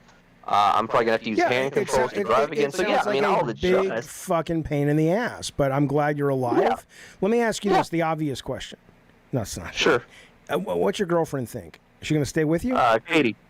Huh? Yeah, she's still. Yeah, she is. That's awesome. Yeah, her name's Katie. Her name's Patty. Katie. Oh, Katie. I mean, okay. Yeah. So Katie's going to stay. Don't fuck you people in the chat saying, Jaffe, Jesus. Jaffe, I'm asking him the questions you want to know. He lost both his fucking feet. Is his girlfriend like, you know... you got to keep the people entertained, Jaffe. It's not about entertaining them. It's not about entertaining them. It's like, you know, let me ask you this. Before you got amputated and you heard a story like this, would you say... Is your girlfriend staying with you? Wouldn't you want to know that? Come on. It depends on how well I knew the person, but I mean, you know. I know. It's not. I mean, listen. You know, but no, it's fine, and she's with me, and we're good. Yeah. That's excellent. I'm glad. Katie sounds like a nice lady. And what about your work? Are you able to continue with your passion and whatever it is you're doing? So I got my mom to reach out to HR, tell them what was going on. And very nice. They said, you know, he's a great performer. Let us know when you're ready to come back. And that's probably going to be September. So better late than never, right? Absolutely. Absolutely. I got some rebuilding to do, but yeah, I'll come out of it. It's not like you were like a gymnast and now your dreams are shattered. It sucks. And I'm not trying to paint a nice picture of it. It does sound awful. I guess I don't know what it is, man. There's some, and again, I have not gone through it. Right? I have not gone through it, so I don't mean to sit here and try to have an opinion other than just like I'm watching from afar going, I imagine I'd respond this way, but I'm just glad you're here. I'm glad you're alive. I'm glad your parents were there with you through it. And I guess it's also because I see so much shit going on in the world right now that, you know, just horrible things happening to children and poverty and all kinds of shit. And you're right. It is all relative, but at the same time, I love Kevin Sal says, is it really that bad? I'm not saying that. I know it's bad. I know it's hard. I know it's traumatic. Fuck you. I'm just saying that I love that this guy can call in. He's in rehab right now and he's still got his fucking, you know, he's still got him. He's got his moxie still with him. I love that. I'm glad you called, buddy. Yeah. All right, Jaffe. How dare you? Exactly. Listen, feel better.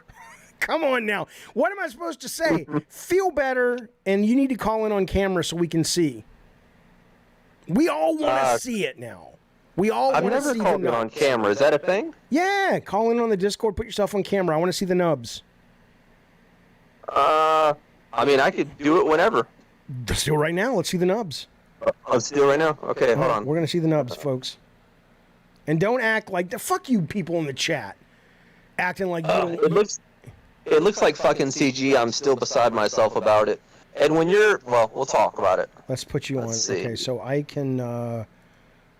hey, there you go. Hang on. All right, there's Mike. Hang on, Mike. Hey, buddy. All right, we're going to put Mike on... Oh, fuck you people in the fucking chat, you idiot. He's Mike, man. He's just some guy. He had some shit happen to him and it sucks and we're moving on with our fucking day. Don't pretend like you don't want to see the nubs. And I assume, Mike, there is a process where you have to get comfortable with them as well. I mean, you're probably not comfortable seeing them yet, I would imagine.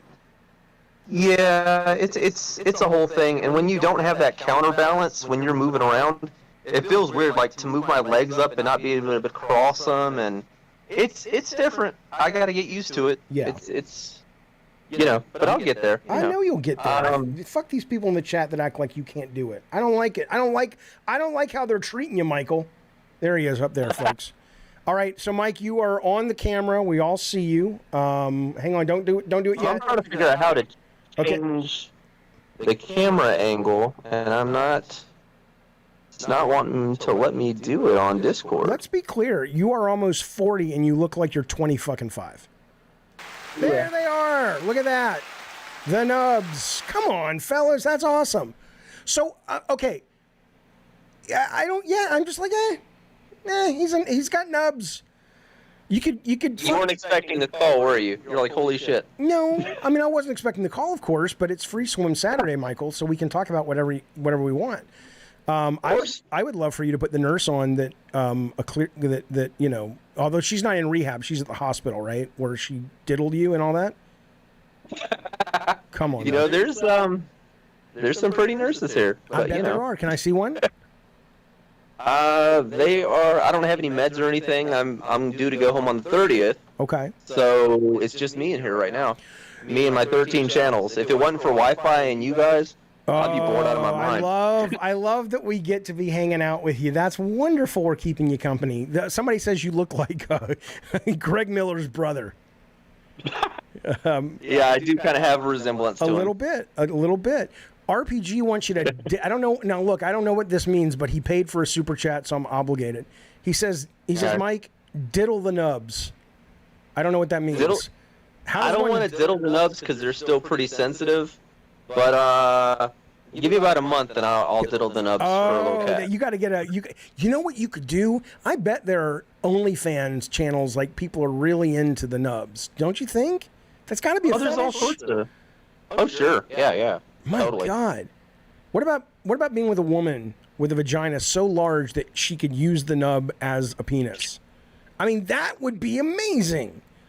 I really haven't thought that far into it, but you really give me some ideas to do one. I'm sure you're glad you called, because these are the things that no one's going to tell you at the hospital. They're not going to tell you at the hospital. Of course not. This is where you come for, like, the real stuff. Let me ask you a question. Do you still game a lot? Are you able to game in there? Are you playing anything? So here's the situation. So I was talking about my extremities.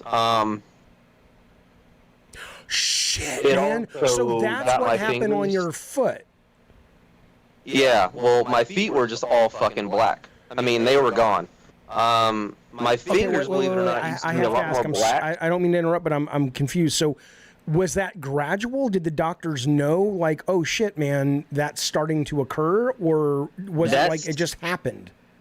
No. That's what happens. The medication they were giving me tries to pull all of your blood towards your organs rather than your whole body, so that way you don't get organ damage. So as a result of that, knew it was going to happen. So as a result, you can get damage to your limbs because you're not getting as much blood there to those areas.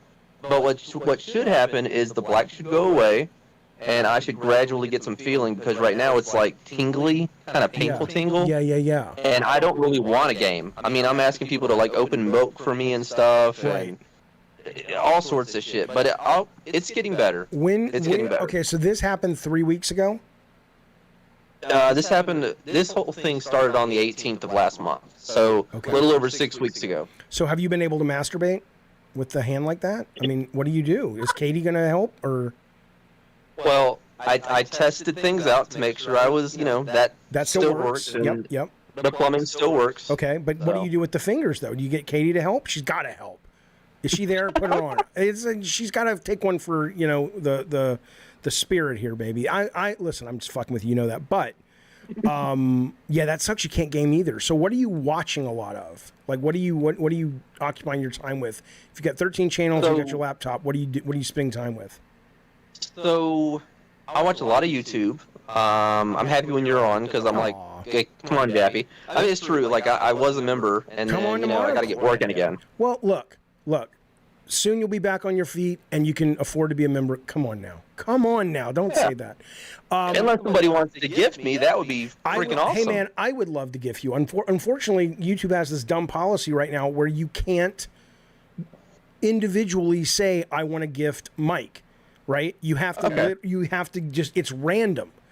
And I'm like, why are they doing that? It's like, well, it's like a fun surprise. It's like, well, Mike just lost his fucking legs, you fucking moron. Give him a goddamn membership. I would love to, but especially because tomorrow we got Cliff Bleszinski coming on. I heard. He's going to talk all about Gears of War and all that shit. Yeah, Twitch does it. That's right, Sagbag, but you can't do it on the YouTube, man. I'm not being cheap, you shithead. Carlos is like, don't be cheap, Jeffy. I'm not being cheap. There's no mechanism for me to gift him a sub. Jesus. It's all good. No, watch. Darth Nugget just gifted one. Thank you, Darth Nugget. Let's see who gets it. Probably ain't going to be fucking Bill Bones got it. I guess YouTube only gives memberships to people with feet. Think about that. Fuck them. Let's sue the fuck out. You should sue the fuck out of them. Okay, but you're watching a lot of YouTube. Watching a lot of YouTube, but here's the whole thing, man. Like, I thought my phone was heavy for the longest. I'm all good. Yeah. Ooh. Okay, it's snack time, guys. Let me see what you're getting. He's getting his snack right now. Sometimes it's a sandwich, and sometimes it's like peanut butter and crackers. And when I say peanut butter and crackers, I'm talking about these little individual fucking peanut butters. How do you eat them then? And they gave me a spoon, and I'm like, no. Yeah. Good God. Fuck that. Good God. Yeah. But no, like I had to learn how to like use my phone again because the buttons were hard to press. Oh, man. I've come a long way, man. Of course you have, man. And I'm just teasing you and joking with you, but I'm glad I am so glad you're okay, and I am so glad you're here, and I am so glad that this was nowhere near your final chapter. So, you are an inspiration. People in the chat are saying, well, not to me, but people in the chat are saying you are to them. I mean, come on. What am I? No, you're awesome. And yeah, people are saying you look amazing. This is real life. Absolutely. So call back anytime. So good to see you. Let's see the nubs one more time. See them. Show those fuckers off. God damn, if I had some lotion right now, Mike, I would just be going for it. I'd be going for it. Hey, before I let you go, I've been wanting to tell you this for a couple months. Yeah. I wanted to say I grew up on Twisted Metal. I think it came out like middle school. And I want to say thank you to everybody on the team except for you. Absolutely. You suck. Fuck me.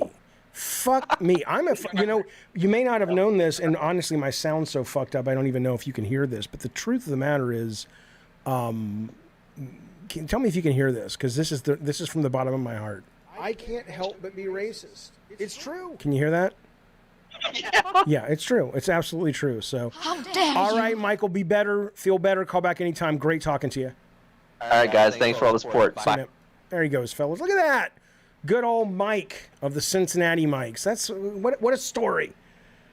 Jeffy uses a bedpan. Mike the Nub. He's my sweet little nubbin. You be nice to him. Hang on.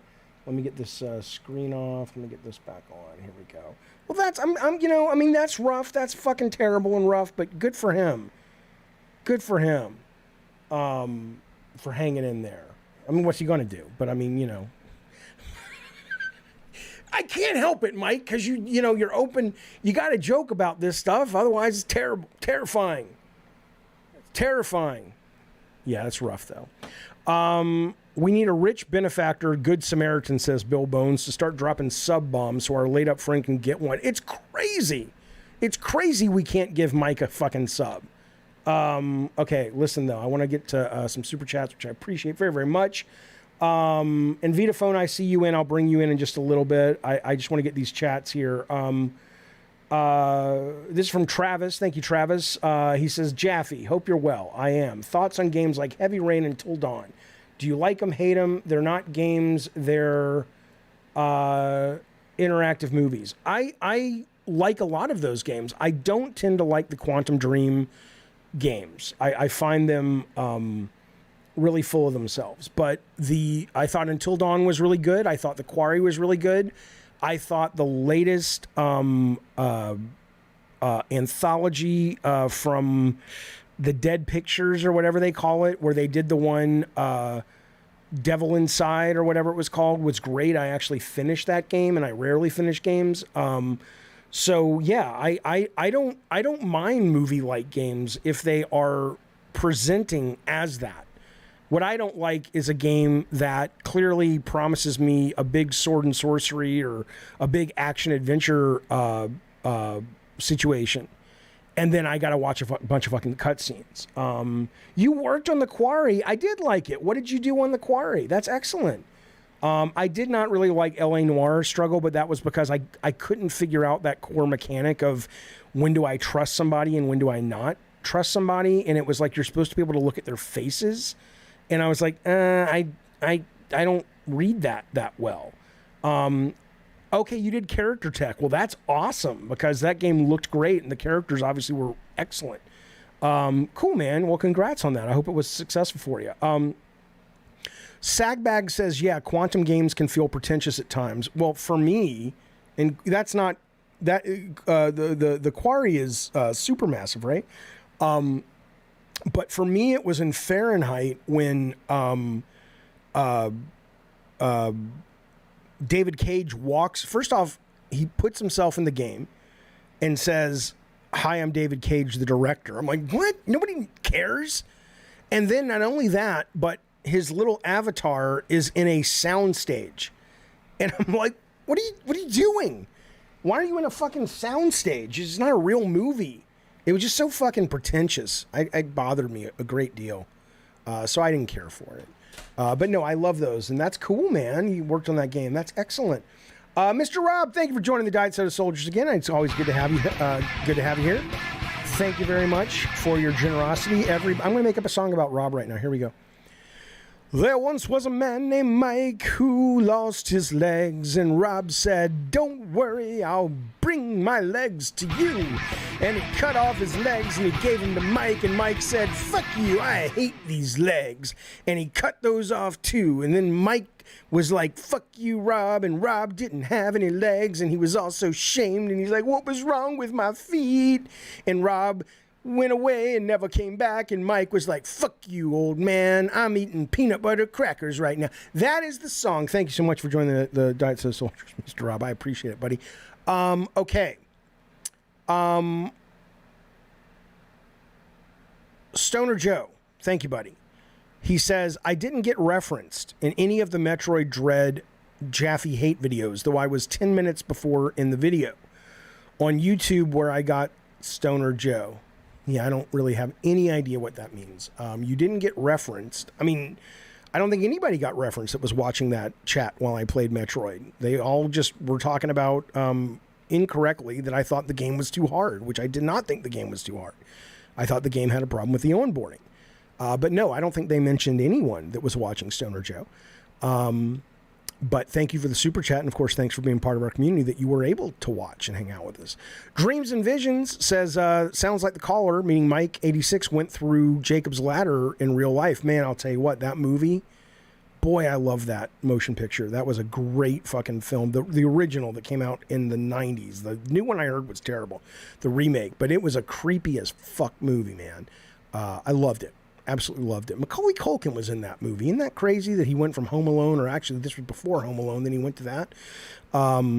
Crazy fucking movie. Absolutely adored it. And I like going back through it to recognize, you know, some of the gives and the tells that he was actually dealing with what he was dealing with, which we didn't know until then. Thank you for the super chat, buddy. Max, hey, Max, there's good Sir Max. What's your favorite story in a video game? Max was on, I'm going to have Max on soon if we can schedule it, to talk about deep video game metaphor, simile, games as art. You guys know Max. Max has the great channel over here on the YouTube. He says, what is your, thank you for super chat. He says, what is your favorite story in a video game? Okay. Non-traditional, I would say it would have to be Elden Ring, because I love how you're really able to sort of, it's like a buffet of a really interesting lore meal. What? And you're able to, just based on where you explore and what you look at and where you spend your time, you get your own little snippets of what the actual narrative is. So I love that about that game, because of the way they tell the story. The story itself is fine in terms of like what it's about, but it's the way they tell it that makes me love it. If you're talking about a more traditional story in a video game, I mean, nothing comes to, I mean, you know, I don't know. I mean, it's a hard question, because like on one hand I could say Gone Home, right? Well, Gone Home isn't that interesting of a story, but it's the way they tell it and the way they make you think it's going to be about something, and it's about something totally different. So I love that. Nothing comes to mind though as like, oh my God, I fucking love that story in a video game. Nothing pops, man. I don't know why. That's probably quite telling. But thank you for that, buddy.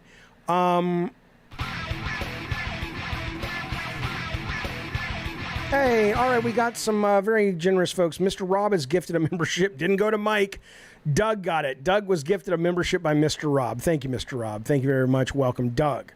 And then we got Mutimo gifted a membership, and it went to Just an Orange. This is what I'm telling you, Mike. There's no justice in this fucking world. Sorry, buddy. Fuck you, Orly. Orly says, or maybe you just don't care about story games. No. I care about games, and I'm a human. I love good stories. It's not that I don't care. It's not that I think all video game stories are shit.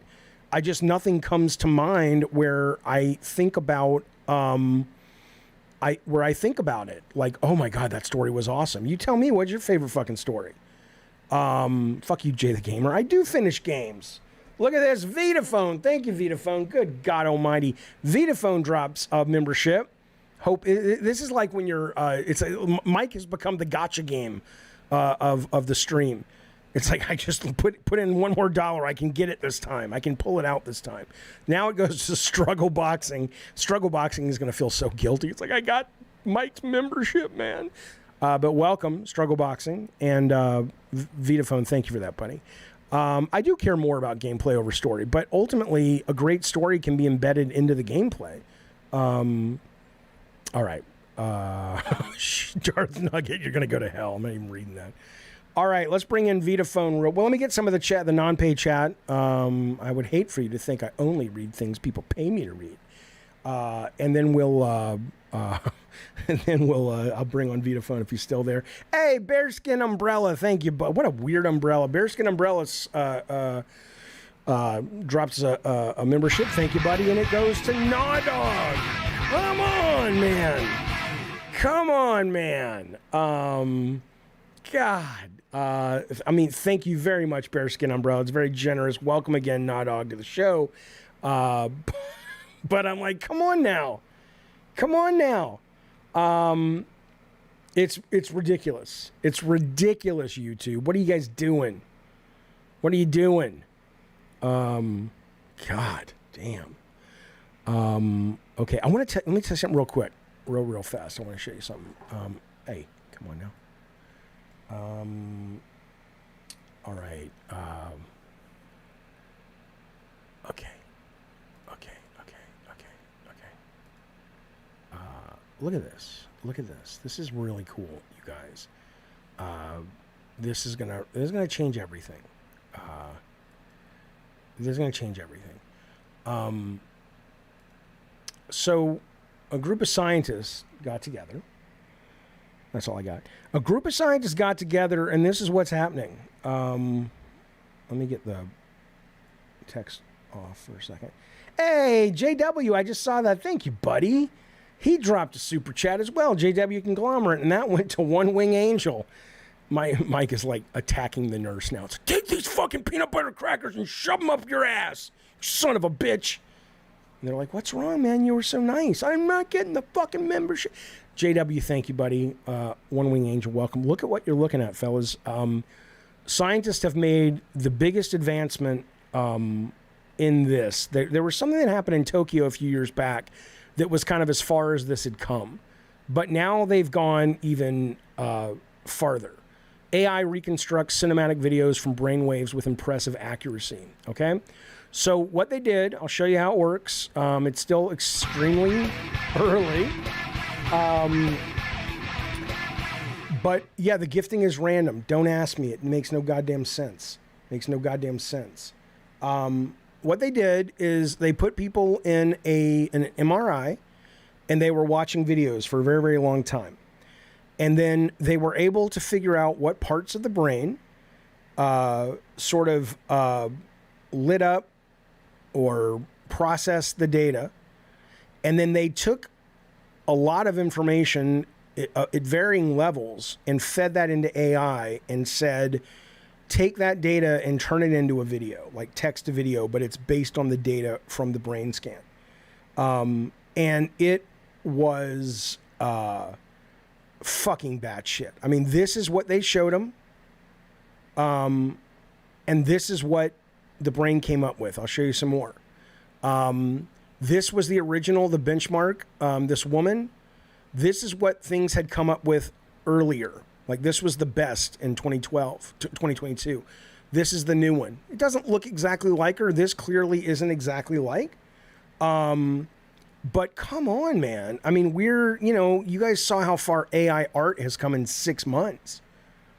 I mean, how far are we away from being able to record our dreams? How far are we away from being able to read thoughts with this shit? I mean, it's insane. And I'll show you some of the videos in motion. Right here, this is what they were shown. And this is what actually the AI created. I mean, this is getting into some weird shit, folks. It's not an issue of if unsure if you believe. It's written in a scientific paper and it's been peer reviewed, or I think it's being peer reviewed. I mean, there's nothing to believe or not. They did it, and they've been doing it. This is not the first time. They're just saying what's sexy about our shit is look at the quality, right? It went from this to this. That's what they're trumpeting, not the fact that it's doable. We know it's doable. And, you remember all those stories that we hear about the first computers and how they were so big they took up a room.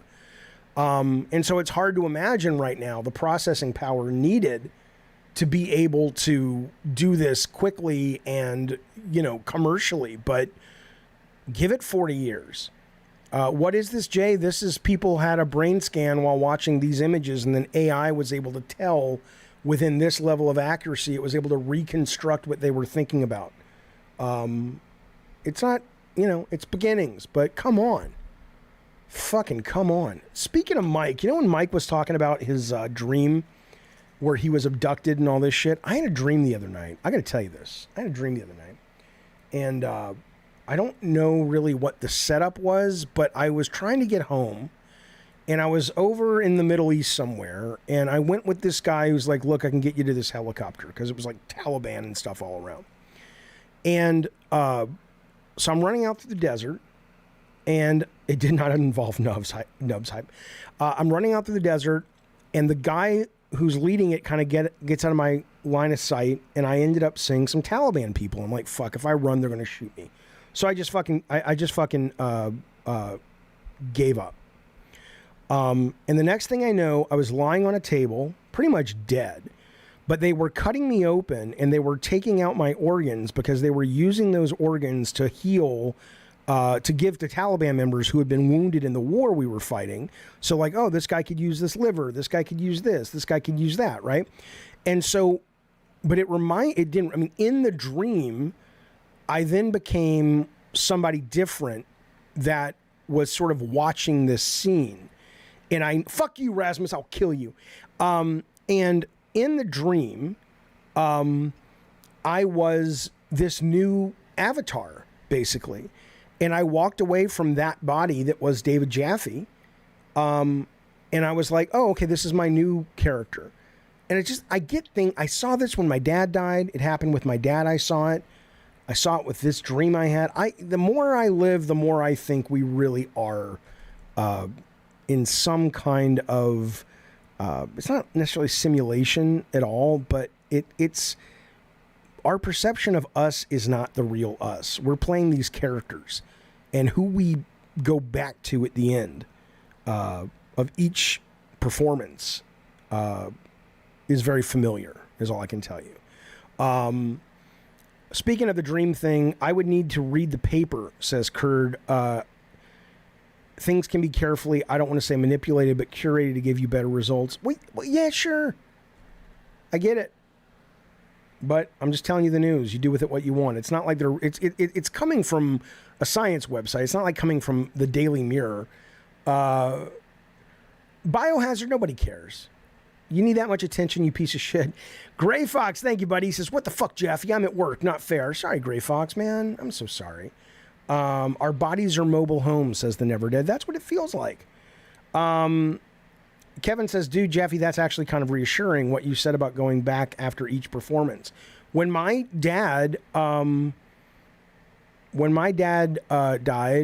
the night before he died, and I was in California. I had a dream. I've told this many times, but it was really, it really affected me. I have this dream where I'm walking down the hall in their apartment, and he was hospicing at home in the apartment where he died. And as I'm walking to the back bedroom where he was, because I had been there like 3 weeks ago, I saw him as like a 40-year-old, super healthy, super happy, young. And he was walking towards me in the hall, and he gave me a little nod, and he had a dog with him. And it wasn't like he gave me a nod like, oh, you're my son, I'll miss you. It was like he was done being the character of Ralph Jaffe, which was what his name was, obviously. And when I went back into the bedroom, it was just this almost like shriveled up cocoon that the animal that was inside had already come out of and left it, right? And so that idea of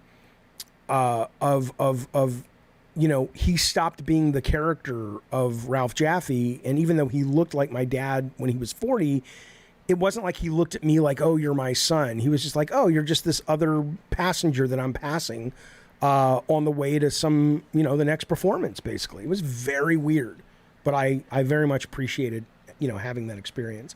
Vitaphone. It is Jaffe. What's going on?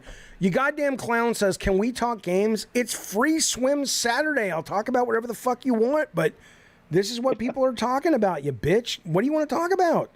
Hey, Vitaphone. Hey, so I just wanted to talk a bit about the AI topic. Yeah.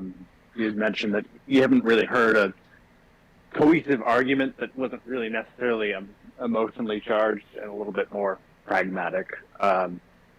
So I think it's probably helpful to just stick with one particular art form. So I'm just going to use music as an example to maybe untease some of the more existential issues. So I'm not somebody that particularly believes that AI is going to have a problem jumping the uncanny valley and getting to that point where, oh, this is just as, quote, creative and just as interesting as anything that a human being can do. And that's coming from someone who's been a musician for 30 years now at this point. And, I don't really have that seems to be a hitching point with a lot of people.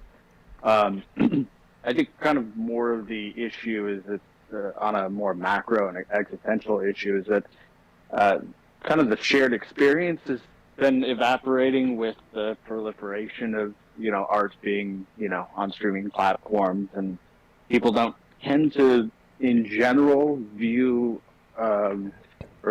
music as something worth waiting in line for at midnight at Tower Records to get those types of things. And that's really just because of how easily available the medium is. It's become pretty low on most people's, I'd say the average consumer, they don't see a value profit there by and large. There are still people that collect vinyl, and there are people that go to concerts. But so how are you relating it to AI though? What are you saying?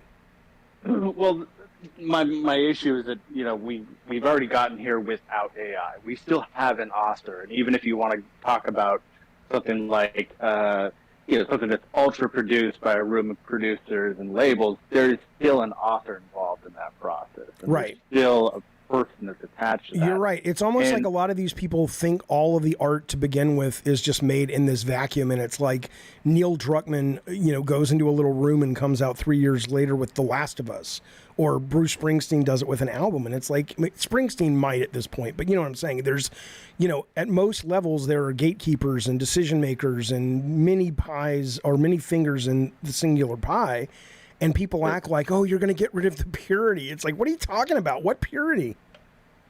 Well, that makes up, I think, a large majority of commercial art. But there are still, in every industry, you do have, maybe Neil Druckmann isn't the right name. Some people might consider that. But you have your Lynches, you have your Kubricks, you have your Christopher Nolan that still have a space in the commercial strata. Sure, but that's fair.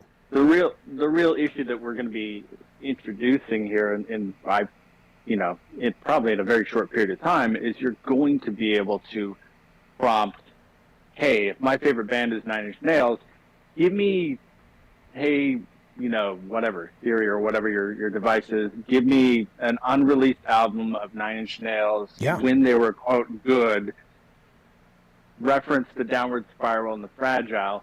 And that sounds fantastic as a consumer. That sounds amazing. Sounds excellent. Assuming that Trent Reznor said, I'm willing to give up those rights as long as my estate makes money off them. And if he doesn't, I think you should still be able to do it, but you can't charge people for it. Yeah, absolutely. I mean, that'll work itself out just the way eventually, I think it was 2020 or 2021, it was reported the music industry had finally a record-breaking year. So streaming has finally caught up, at least for the record labels, as being profitable. Right. Eventually, this technology, the people who will benefit from it will be established acts and the labels. That's not really the problem. The problem that I see is that eventually, if I can just whip up through prompts, a new Nine Inch Nails album whenever I feel like it, whether it be 1 week, 10 months, a year, there's going to be more material that I, as a consumer, am more familiar with that are my favorite of all time that had really absolutely nothing to do with the artist. At that point, you start to paint a strange picture of, well, how can an artist even keep up with that pragmatically, as far as why do I go to a show if I know for a fact none of my favorite songs are going to be played? And then the second compounding issue there is that it erodes the shared experience. Why do you want to listen to my favorite Nine Inch Nails song as someone that I meet on the street when you already have yourself thousands of songs that were never generated by the artist, why would you bother wasting, unless you really want to get to know me? But how is that a problem though? Because I mean, don't you think if you remove the emotional component from that, all you're really talking about is humans moving on to if what you're proposing comes to pass, things that clearly are worth it to them, and we all have nostalgia for going to the video stores, but nobody's going to give up streaming. Of a certain age. Right. But no one's going to give up streaming to go to a video store, other than just as a nostalgia trip from time to time. Actually, just to say I agree by and large, but I do go to the video store because I live in a city that actually happens to have a video store that still exists that, Portland likes to kind of support that kind of stuff. And I know that's a fringe case. Just Well, like the yeah, I mean, vinyl because I mean, ultimately you're going, though, I imagine, to support it, and there's, I assume, some nostalgia, and there's a sense of goodwill and camaraderie that you get. But, the fact of the matter is you're never going to have HBO Max tell you that, oh, we're all out of copies of the latest Batman. Or True. you've got to wait in line for, 40 minutes on a Friday night before you can get in your car and go home and watch the movie by the time you're so tired. So, I mean... That's true. Yeah, so the song stuff, I guess my point is, it's like we can list off the things that we may lose, and it sounds probable the way you paint it, and that sounds likely the way I heard it, like listening to like Billy Corgan last night talk about it, but ultimately, if we allow those things to go away, doesn't that just mean we never really valued them as much as other things to begin with? I mean, isn't that just progress? I don't know that we can call it progress in the sense of one thing leads to another, but is it positive? That's, if we, negative or positive. So I can agree for certain that in a black and white sense, we can call that progress. But I mean, if you look at the reams of data that show year over year that human beings are, for a fact, less happier than they were the year before, by and large, a lot of this has to do with the bifurcation of society, the evaporation of shared experiences. Community, in a broad sense of the term, is certainly eroding. It is. And we do have a choice dilemma where the more choices people are presented with, the less happy they are. I would disagree with that, though. I would say that I know exactly what you're talking about. I don't know which study, but I've heard people reference things like that. And I think the sense of community that, as we defined it, is absolutely eroding. But the fact that we are now in a time where we've got a guy who just went through a horrible traumatic experience and lost his legs and almost died, can, with no delay at all, get on a phone call and be with this community and hopefully take some good vibes from this community back to his real life. I mean, that we never could have done before. And so I don't know if community has gone away so much as it's allowed people to say, I have more choice now of who I choose to spend my time with. And, I think it's really, I mean, maybe I push too hard on this, but I think it's really easy to be emotional about a lot of this stuff. But when you really step back and have a non-emotional relationship with it, you're like, all it is the emotion that you miss. Like, I look at my, I'm like, oh, I loved waking up on Saturday mornings with my brother and watching cartoons. It was so exciting because back then that's the only time you could see cartoons. Well, I don't want that. I don't want to go back to that, but I have wonderful, warm feelings about it. Yeah. Well, that issue is, like when you look at cartoons and Saturday morning experience that then evolved into like after school cartoons for an hour and a half. Right. I mean, the power that those kind of things had to us as kids versus you got, a million ways to go watch cartoons now. And you could argue that, there's some of the quote unquote magic or whatever. It doesn't have quite the same value. It doesn't have the same. No, but they have other things that are magical. I mean, the magic didn't come from the cartoons. The magic didn't even come from the sense of scarcity of cartoons. The magic came from being kids and being safe and waking up and knowing that whatever the real world was throwing at you, you had this moment to escape with your family or your brother or whatever. And I think that still is in play. They experience it, different in terms of what causes that feeling, right? Maybe it's getting together and playing Minecraft or on the weekends or whatever. I definitely agree. I think really kind of the things that I'm looking more at is like the neuroscience that's coming about, and when you look at like the quote community that, and I'm not trying to diminish your point about he was able to get some real time feedback and support from people he never would have met otherwise. Yeah, that's great. But if you compare that to having a close-knit community where you have real interactions as human beings, I mean, we are not digital. We are an analog organism, and face-to-face communication, physical feedback, I don't know about those that. types of things. I don't know I mean, about the that. neuroscience is pretty clear on that. Well, yeah, but to say we're not digital, I mean, ultimately we're all the same stuff. I mean, where does it stop mattering that actual data, at a quantum level apparently has some kind of makeup, right? Energy has some kind of makeup that, I mean, it's like, I mean, we may be able to bridge this gap eventually with something like a VR experience that's indistinguishable from reality, and then at that point you go, well, what is the difference if all the right lights are firing off in the brain? That's right. We're not quite there yet. So I'd tell you one more thing. I would ask you about as somebody who you're a programmer, right? Oh, I'm a musician and filmmaker. Okay, it's the same fucking thing. But in a lot of ways. You're used to being disappointed. Same fucking thing. Yeah. But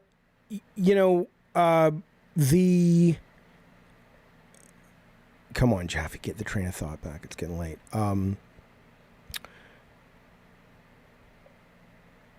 I don't know what I was going to say via the phone. I lost my train of thought, buddy. I'm sorry. Oh, I know what I was going to say. I was going to say that, in exchange for the lack of community, though, we've gotten closer to... It's harder to lie to us now. It doesn't mean we're closer to the truth, but part of the shared community, for example, was everybody had the 3 same goddamn TV channels and watched the same news and read the same paper. And life was easier because of that. But it also made, for example, the government a lot easier to lie to us, and we just bought it. We're still buying the lies, but at least now... there's a lot more pushback, and there's a lot more alternative places to look and go, okay, let me make sure this fact checks. And so it's like, I think that the cost we pay for that, though, is we no longer have that shared experience. We have it a little bit with entertainment, like where, everybody was watching Game of Thrones or whatever, but it's not like it used to be. And that sucks. I miss that, but I wouldn't trade it. Pretty much dead. Yeah. I wouldn't trade it, though, for, we all have our own water coolers, though. Right, so the people who for Diablo 4 release, digital water cooler, they have those. It's like, we love Diablo 4. That's their water cooler moment. So, all right, buddy, it's always good talking to you. Thank you for being a big part of our community. I think appreciate it via phone. Yep. All right, see you. Talking to you, Jeff. You too, man. All right, let me get some of these super chats. Well, Nawdog says, Jaffe, have you played Bramble yet? I have not. I want to very, very much, but I'm really loving Tears of the Kingdom right now, and I just can't pull away from it. Dreams and Visions, absolutely. Says every film, song, game is a collaborative effort. Yes, I agree, and thank you for the super chat. Well, not every. That's not true. But, I mean, most of them are, yes. Okay. Let me bring this caller in, and I think we're going to wrap it up after that, unless somebody's got something really big they want to talk about. Loaded Dice, it's Jaffe. What's going on? Loaded Dice is here. Standing on the precipice of love. Andrew. Hello there. Well, hello, Loaded Dice. How are you? I just had to make sure I was muted in the stream. Oh, I don't need your life story, mate. What's up, buddy? So, I think I'm one of the few people that can really comment on the usage of machine learning and artificial intelligence in game development. There is no way in hell that the team of our size could have ever shipped the Quarry without the use of it. So, this is all publicly available information, so I'm not giving away. Before you get to that, though, what was it like being in the Beatles? The Beatles? Yeah, did Yoko really break up the band? I'm not aware. Oh, okay. I'm American, so you all sound like Beatles to me. Oh, okay. So well, I'm Australian. This is hype. You're Australian. I'm American, so anybody who doesn't sound like me has got to be some kind of fucking foreigner. Listen, you're hype in the chat. You worked on the Quarry. You did facial creation or character tech. Okay. All right. Sorry. So continue. Go ahead now. Yeah, so there wasn't a fresh way in hell that game could have been done without the usage of machine learning. So specifically, this is available information. You can just type in GDC digital domain facial capture for the Quarry. So the facial capture was done by the same team that did the Marvel facial cap. They did like the face of Thanos and stuff with like their machine learning tech. It was all of the same. but they go through the whole process of how it's done. But like to get facial capture of that quality requires, you're probably aware of the absolute gargantuan amount of work and technical talent required to pull that off. And they required I think it was like 30 riggers to get Thanos out, and that was like 20 minutes of face. We had something like 7,000% of what a Marvel movie would need, and we needed like runtime quality and all that kind of stuff. So they have like layers and layers and layers. So when you look at like generative AI, like something like a Midjourney, which is like you type in your prompt and you do your stuff, like people are kind of worried about that, and I'm not worried about that. You see it hit the nail on the head, which is like, oh, and this is like a great, like you can crystallize your ideas a hell of a lot quicker and make action on it, which is like everybody wants to get the work done quicker, which is great. So, but if you imagine like the extremely technical processes required to get that kind of high def facial capture, like there's like years and years of technical research and development that needs to be done to solve each little step in that. And what Digital Domain have done, like they went through the process of training like basically a little machine learning box that would help them bulk process like every single part of that process. So they've got so when they do like a facial capture, they have their own machine learning box that puts markers on the faces. We used markerless facial capture, and that marked facial capture then gets run through like another machine learning thing, which solves the next problem, the next problem, the next problem, to the point where we had basically only like 9 people on the Digital Domain side, like in the trenches doing the work, and that is like, it really can't be stated the obscene amount of data. Just so I'm clear, the character team and the facial team at the developer's Supermassive, right? Yes, developer Supermassive, south of England. Okay, so those folks were only like 10 people. Oh no! So there was something like I think 100 of us ish. No, just on the character team. Just on the character team, it was if you take into account the people making it, like the technical character, it was 3 or 4 people on our side. Okay. It was a shitload of work. Oh yeah. Well, but I mean, ultimately, it's gonna, I think what you're saying, correct me if I'm wrong, is that ultimately there's always going to be room for at least the technical folks, no matter what AI does, because you're always going to want to keep making it better, and you're going to have to figure out ways to integrate it in a way that is, at the level you need it.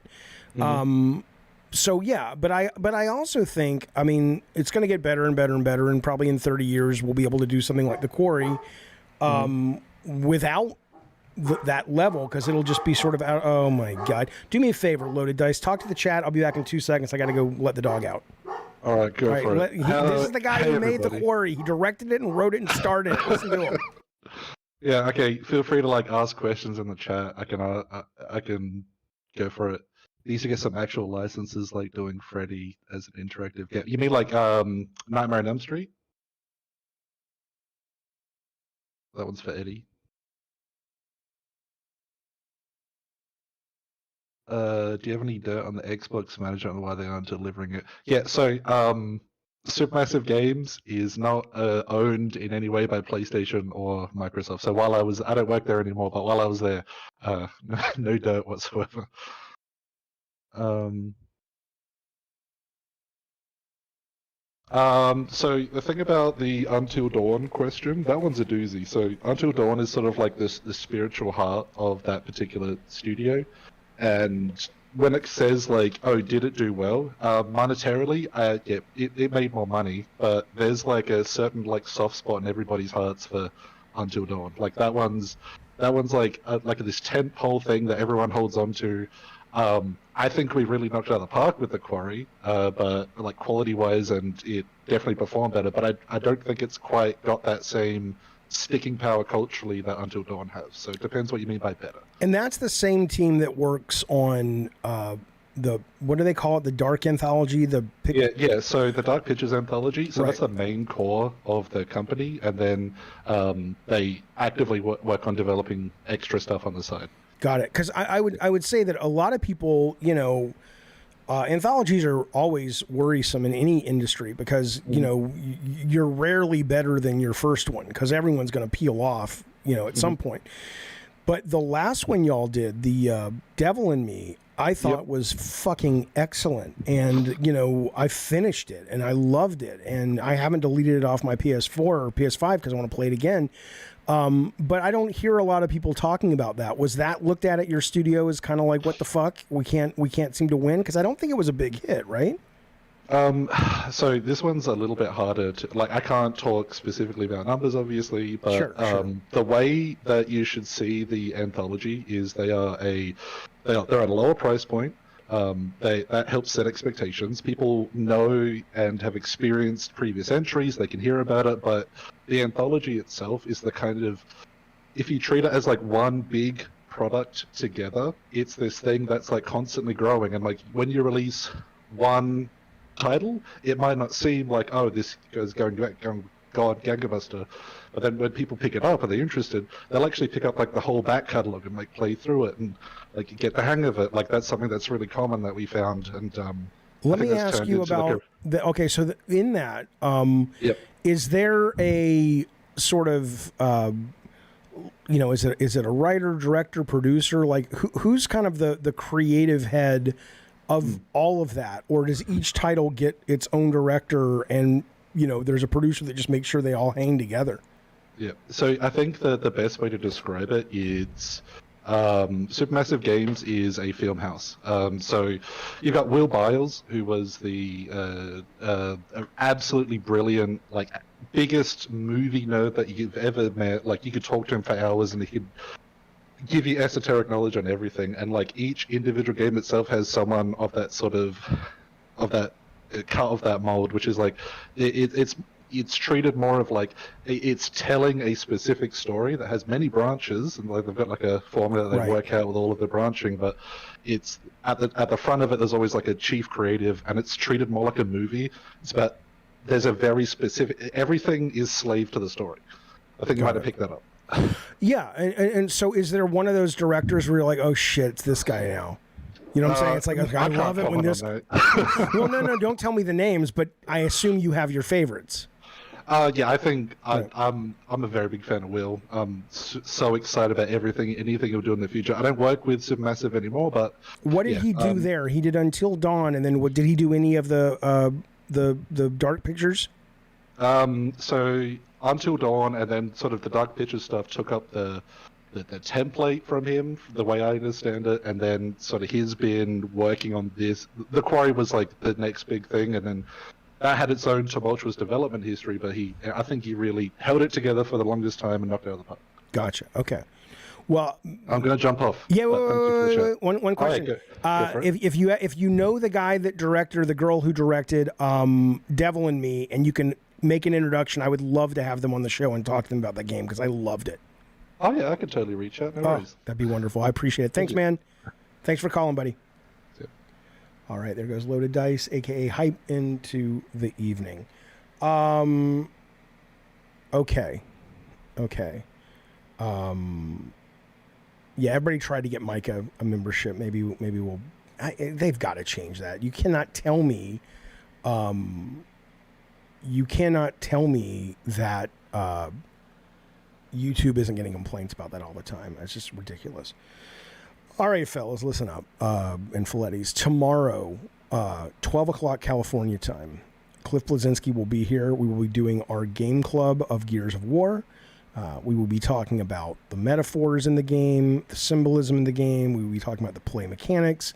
I will be broadcasting it for everybody to watch live. Cult Calypso members and above are welcome to join us in the chat and talk to Cliff and be part of the club, and basically like a book club, but it's for video games. That's tomorrow, and then it'll go behind the paywall. But if you want to watch it live and you don't want to be a member, not a problem, pal. It'll be up tomorrow live at 12 o'clock. This will stay. This isn't going behind a paywall. So, all right. But for now, I gotta fucking clean this room because it's a fucking mess and I've got wires everywhere. So, I'm kind of tired of that. Thank you guys. Thanks for all the super chats. Mike86 out there, buddy, if you're still watching, I hope you took the conversation with the love that it was designed to be taken with. What? I mean, it's a hard road. What do I know? But I wasn't making light of it to make light of it like I don't give a shit. I was just like, I don't know. Maybe it's just a vibe you give off. Maybe you've been told that your whole fucking life. But you look at you and you hear you and you talk to you, and it's like, he's going to be fine. You know, it sucks, but he's going to be fine. Maybe that's just how you. Mike 86 is McGee. You are Michael McGee. You are Mike 86. You son of a bitch. You know what, Mike? I got a bone to pick with you. Then, you know what Mike says to me? This was ages ago. He says your show's getting too mean. Well, look what happened to you, Mike. Look what happened to you. Serves you right. You say I was getting too mean. Fine. Here's what you get, bitch. That's terrible. Don't say that to Mike. Oh, God. Here we go. Gravity just gifted. God damn it. How is this possible, Mikey McGee? Look at that. Gravity, thank you for gifting 5 memberships. Welcome, Jose45. JG from Space. Guy Landy, 56K warning, and Ghetto God. But alas, McGee, what? There is no God, sir. Get Christopher Hitchens and just read it and fall into the abyss. But seriously, though, it's good to talk to you. It's nice to put a face. Oh, my God. Gravity's back at it. What's he doing? Come on. It's like Vegas, baby. Come on. One more. He gifted 5. I only see. God damn it! Gravity, that's insanely generous, you crazy son of a bitch. Oh yeah, Michael McGee may not have gift subs enabled. But that's amazing, Gravity. Captain Hook, welcome. NATO, welcome. Lajink, welcome. Different Era, welcome. Swizz43 USG, welcome. Gravity, thank you, buddy. It's very, very nice of you. And very, very generous and supportive of you. Thank you. Yeah, it's a great point, Darth Nugget. He may actually have gift subs not enabled, and that could be what's happening. Yeah, you do have to turn that shit on. I don't fucking know. YouTube is just like, make it easy, people. And they're like, no, because people like Gravity will keep doing what he's doing. But seriously, Mike McGee, I hope you took it in fun. We're thinking about you seriously. It's nice to talk to you. Sorry you're going through that, but it seems like it's only looking up from here. So, well, I mean, for you it is because you're short now. But come on now, come on. It's like I have these 2 parts of my brain. Listen, do I believe in karma? No. Well, no. Do I believe in karma? I believe that there is a very trackable, if you have an AI or you are a different species, where you are able to track the ramifications of every choice you make. And in that, I think if you smile at someone, or if you treat someone kindly or you treat someone poorly, I think there are absolutely ramifications that people might attribute to a magical force called karma. But I think what it is simply that you are doing things that have a effect, and sometimes, depending on the situation, that effect will come back to you. But I do not think it is. I do not think it's like some magical force. Okay. Michael says the gift is turned on. Mavizzle, thank you, buddy, for joining the Diet Soda Soldiers. Always great to have you here. Mavizzle, welcome, says RPG. He says you were great in the Padian. The fuck is that? What the fuck's the Padian? Luke Williams, what do you mean you can't? If you're on an iPhone, you probably can't unless you do it on Safari and not the actual app, because Apple and blah, blah, blah, you know how it goes. So if you smack a baby, you won't get hit by a car 10 years later. Well, you might, but you won't perceive it as related. Thank you, Jonathan Cruz. I appreciate it, buddy. But in fact, I read a study today. I'm not even fucking with you. I saw this today where it said that people, if you have someone in your life that's kind of a stranger for the most part, but every time you go to work, the doorman shoots the shit with you for 5 seconds while he's opening the door. Or if you go to your barista and they remember you and they know your name and they know your order. Apparently, that will add years, according to this study. I'll bring it up on the next free swim if you don't believe me. I saw it today. Will add some years to your life, because I think what they were saying is it doesn't make conceptually logical sense. Like, why would that add years to my life? But there's an effect where you feel accepted by others that you don't even know, that then builds on itself in terms of how you see the world and how you do things and whatnot. So, I should have a channel dedicated to free chat and call-ins. Well, aren't we doing that here? That is good, Sagbag. I'm remembered at the strip club. Sure you are. Sure. Yeah. We can't wait for you to come back, Sagbag. Yeah. Say that to everybody, baby. Much love as well, Guy Landy. Be safe in Jerusalem. I don't know if I should say be safe. Maybe people who live in Israel are kind of like, dude, it's like living in America and people going, I saw Boys in the Hood. Or I saw NWA, or what was that movie called? Straight Outta Compton. Is everybody getting shot every day? I don't know. But regardless, be safe. Everybody be safe. Okay.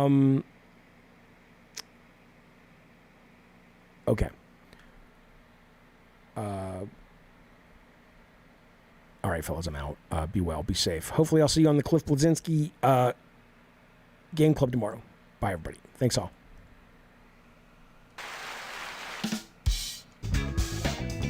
See, I get to play with this fucking thing all day. Can you even hear it? Can you guys even hear this? I don't even know if you can hear this. You probably can't. Can you guys hear these dumb sounds? Like, I don't think you can hear those. Maybe you can, though. You can hear that. But, see, Spats was telling me there's an echo.